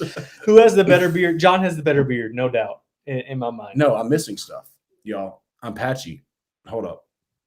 Well, it's hard to see on the YouTubes. You have a good graying of your beard, though. I know that's a weird thing to say, but like it grays more evenly. Okay, I've no, it got doesn't. some gray patches. Can I give you all my secrets? I have really gray, wildly gray on the sides and in here, and I use a shampoo to even it out. Huh. I use a Just for Men shampoo because it looks, I was going to be real. I actually would be super happy if I had all gray, but it just looks like a freaking skunk. It looks weird. Like, it's like, so I have to do something to kind of even out my gray. Interesting. That's not natural. Well, it works. I saw a picture of myself one time with my cousin Seth, who's on there. And like, it was like super gray, a patch of dark. And I was like, that looks really weird. And so I didn't do that. When did you start graying in your beard? I'm 37. I'll be 38 next week, Mm-hmm. December 1st. Is that next week? Yeah, because I almost planned a meeting and then somebody was like, Yeah. John, So I would say around 30 probably. I started graying a little bit, but it really picked up. Like, I'm seriously, what you see right now is a decent amount of the shampoo that kind of evens it out. I wish I'd just go all the way gray. You know what I mean? Like, I don't mind being gray. I just don't like how it looks really strange. So I do. This is my stopgap until I could be a silver fox. Joshua says best Thanksgiving dish. Ooh, great question. We've probably talked about this at some point. I'm ready to go on that one. Cranberries and cottage cheese. That is disgusting. You can take that out of here. I'm going for dressing and sweet potato casserole. Those are good picks. I sweet potato casserole. Speaking, I don't know if my sister Missy's still on. That's here, my number one. I think she makes really great sweet potato casserole. It's pretty fantastic. Yeah, Josh. I am making the sweet potato casserole for my family this year. Okay. Guess what, dude? I'm doing Thanksgiving tomorrow. Here we go. Tomorrow. So okay. I would say this, for my family, we're doing Thanksgiving tomorrow because there's so many different conflicts. I was going to do it with my wife's family on Thursday, but guess what? What? They both got COVID and they're really sick with it. So, okay. Thank you for your prayers and thoughts and all that good stuff. So unfortunately, we're not going to be able to do that on Thursday, but we're going to have my parents back over on Thursday. But man, COVID has pretty much wrecked a lot of stuff. Yeah. Still wrecking stuff. Yeah, it's not good. So anyway. Oh, well. Pumpkin pie. That's a good pick. Mm-hmm. Pecan pie is my favorite. I do like a pumpkin pie, Matt, but pecan pie is my favorite dessert. Yeah. For Thanksgiving or the holidays, for Christmas, all that kind of stuff. I like a good pumpkin pie. Yep. If anybody else has any questions, we'll take another question or two. Otherwise, we'll kind of wrap things up for good. All right, let's go. Are we going to wrap it up? I think so, man. I think it's time. I don't want to give anyone another chance. Well, hey, we appreciate you all coming on down to MeepleTown. And that's all we got. So we're just going to close this out. The podcast will drop tomorrow. So my buddy Justin's saying no love for Facebook viewers. That's not so Facebook comments are not showing up. Oh, yeah, they are, because Seth commented on Facebook. Justin, if you're out there, comment. Let me see what's going on. Maybe there's a setting on there that you can't. But no, it says Seth Facebook. So he's commenting on Facebook. No, I'm saying maybe Justin's has a setting on his that doesn't allow him to like other people to see it. I don't know. Yeah. I don't know what's going on. What does Matt say there? I'm sorry, I can't see them all the way. We're less thankful in the UK, but I know some Americans that make some, and I pinch a slice of it. Presents itself. If it presents itself, Yeah. my old eyes and my glasses, I can't see this. You're talking about pumpkin pie. Yeah. Okay. I'm good with, hey, good pumpkin pie. Hey, I'll tell you something that's really good that a lot of people haven't had. My good friend Ben Austin, and is a good friend of Dean as well. He is a professor out of college. Great. How old has Ben? 80, 81. Amazing man. He's been Brilliant. teaching for 50 years at this college. Freaking brilliant. 51 man. years. Yeah. Is a brilliant country guy. He's a brilliant redneck in an amazing way. Buttermilk pie. Mm-hmm. If you have had a buttermilk pie, if you haven't had it, and you have someone that knows how to make it, it is amazing. One of my very favorite desserts. Yeah, it's really good. Yeah. Chess pie is really big down here. Chocolate. It's similar to chess pie. pie. Yeah. Buttermilk pie is similar to chess pie, Yeah. but I like it better. Yep. All right. Well, I think that's going to wrap it up. I appreciate all the comments and everybody that joined us. This was a lot of fun. We love doing this. So yeah, it was great. Yeah, we'll chat with y'all later. All right. Thanks for coming down to MeepleTown.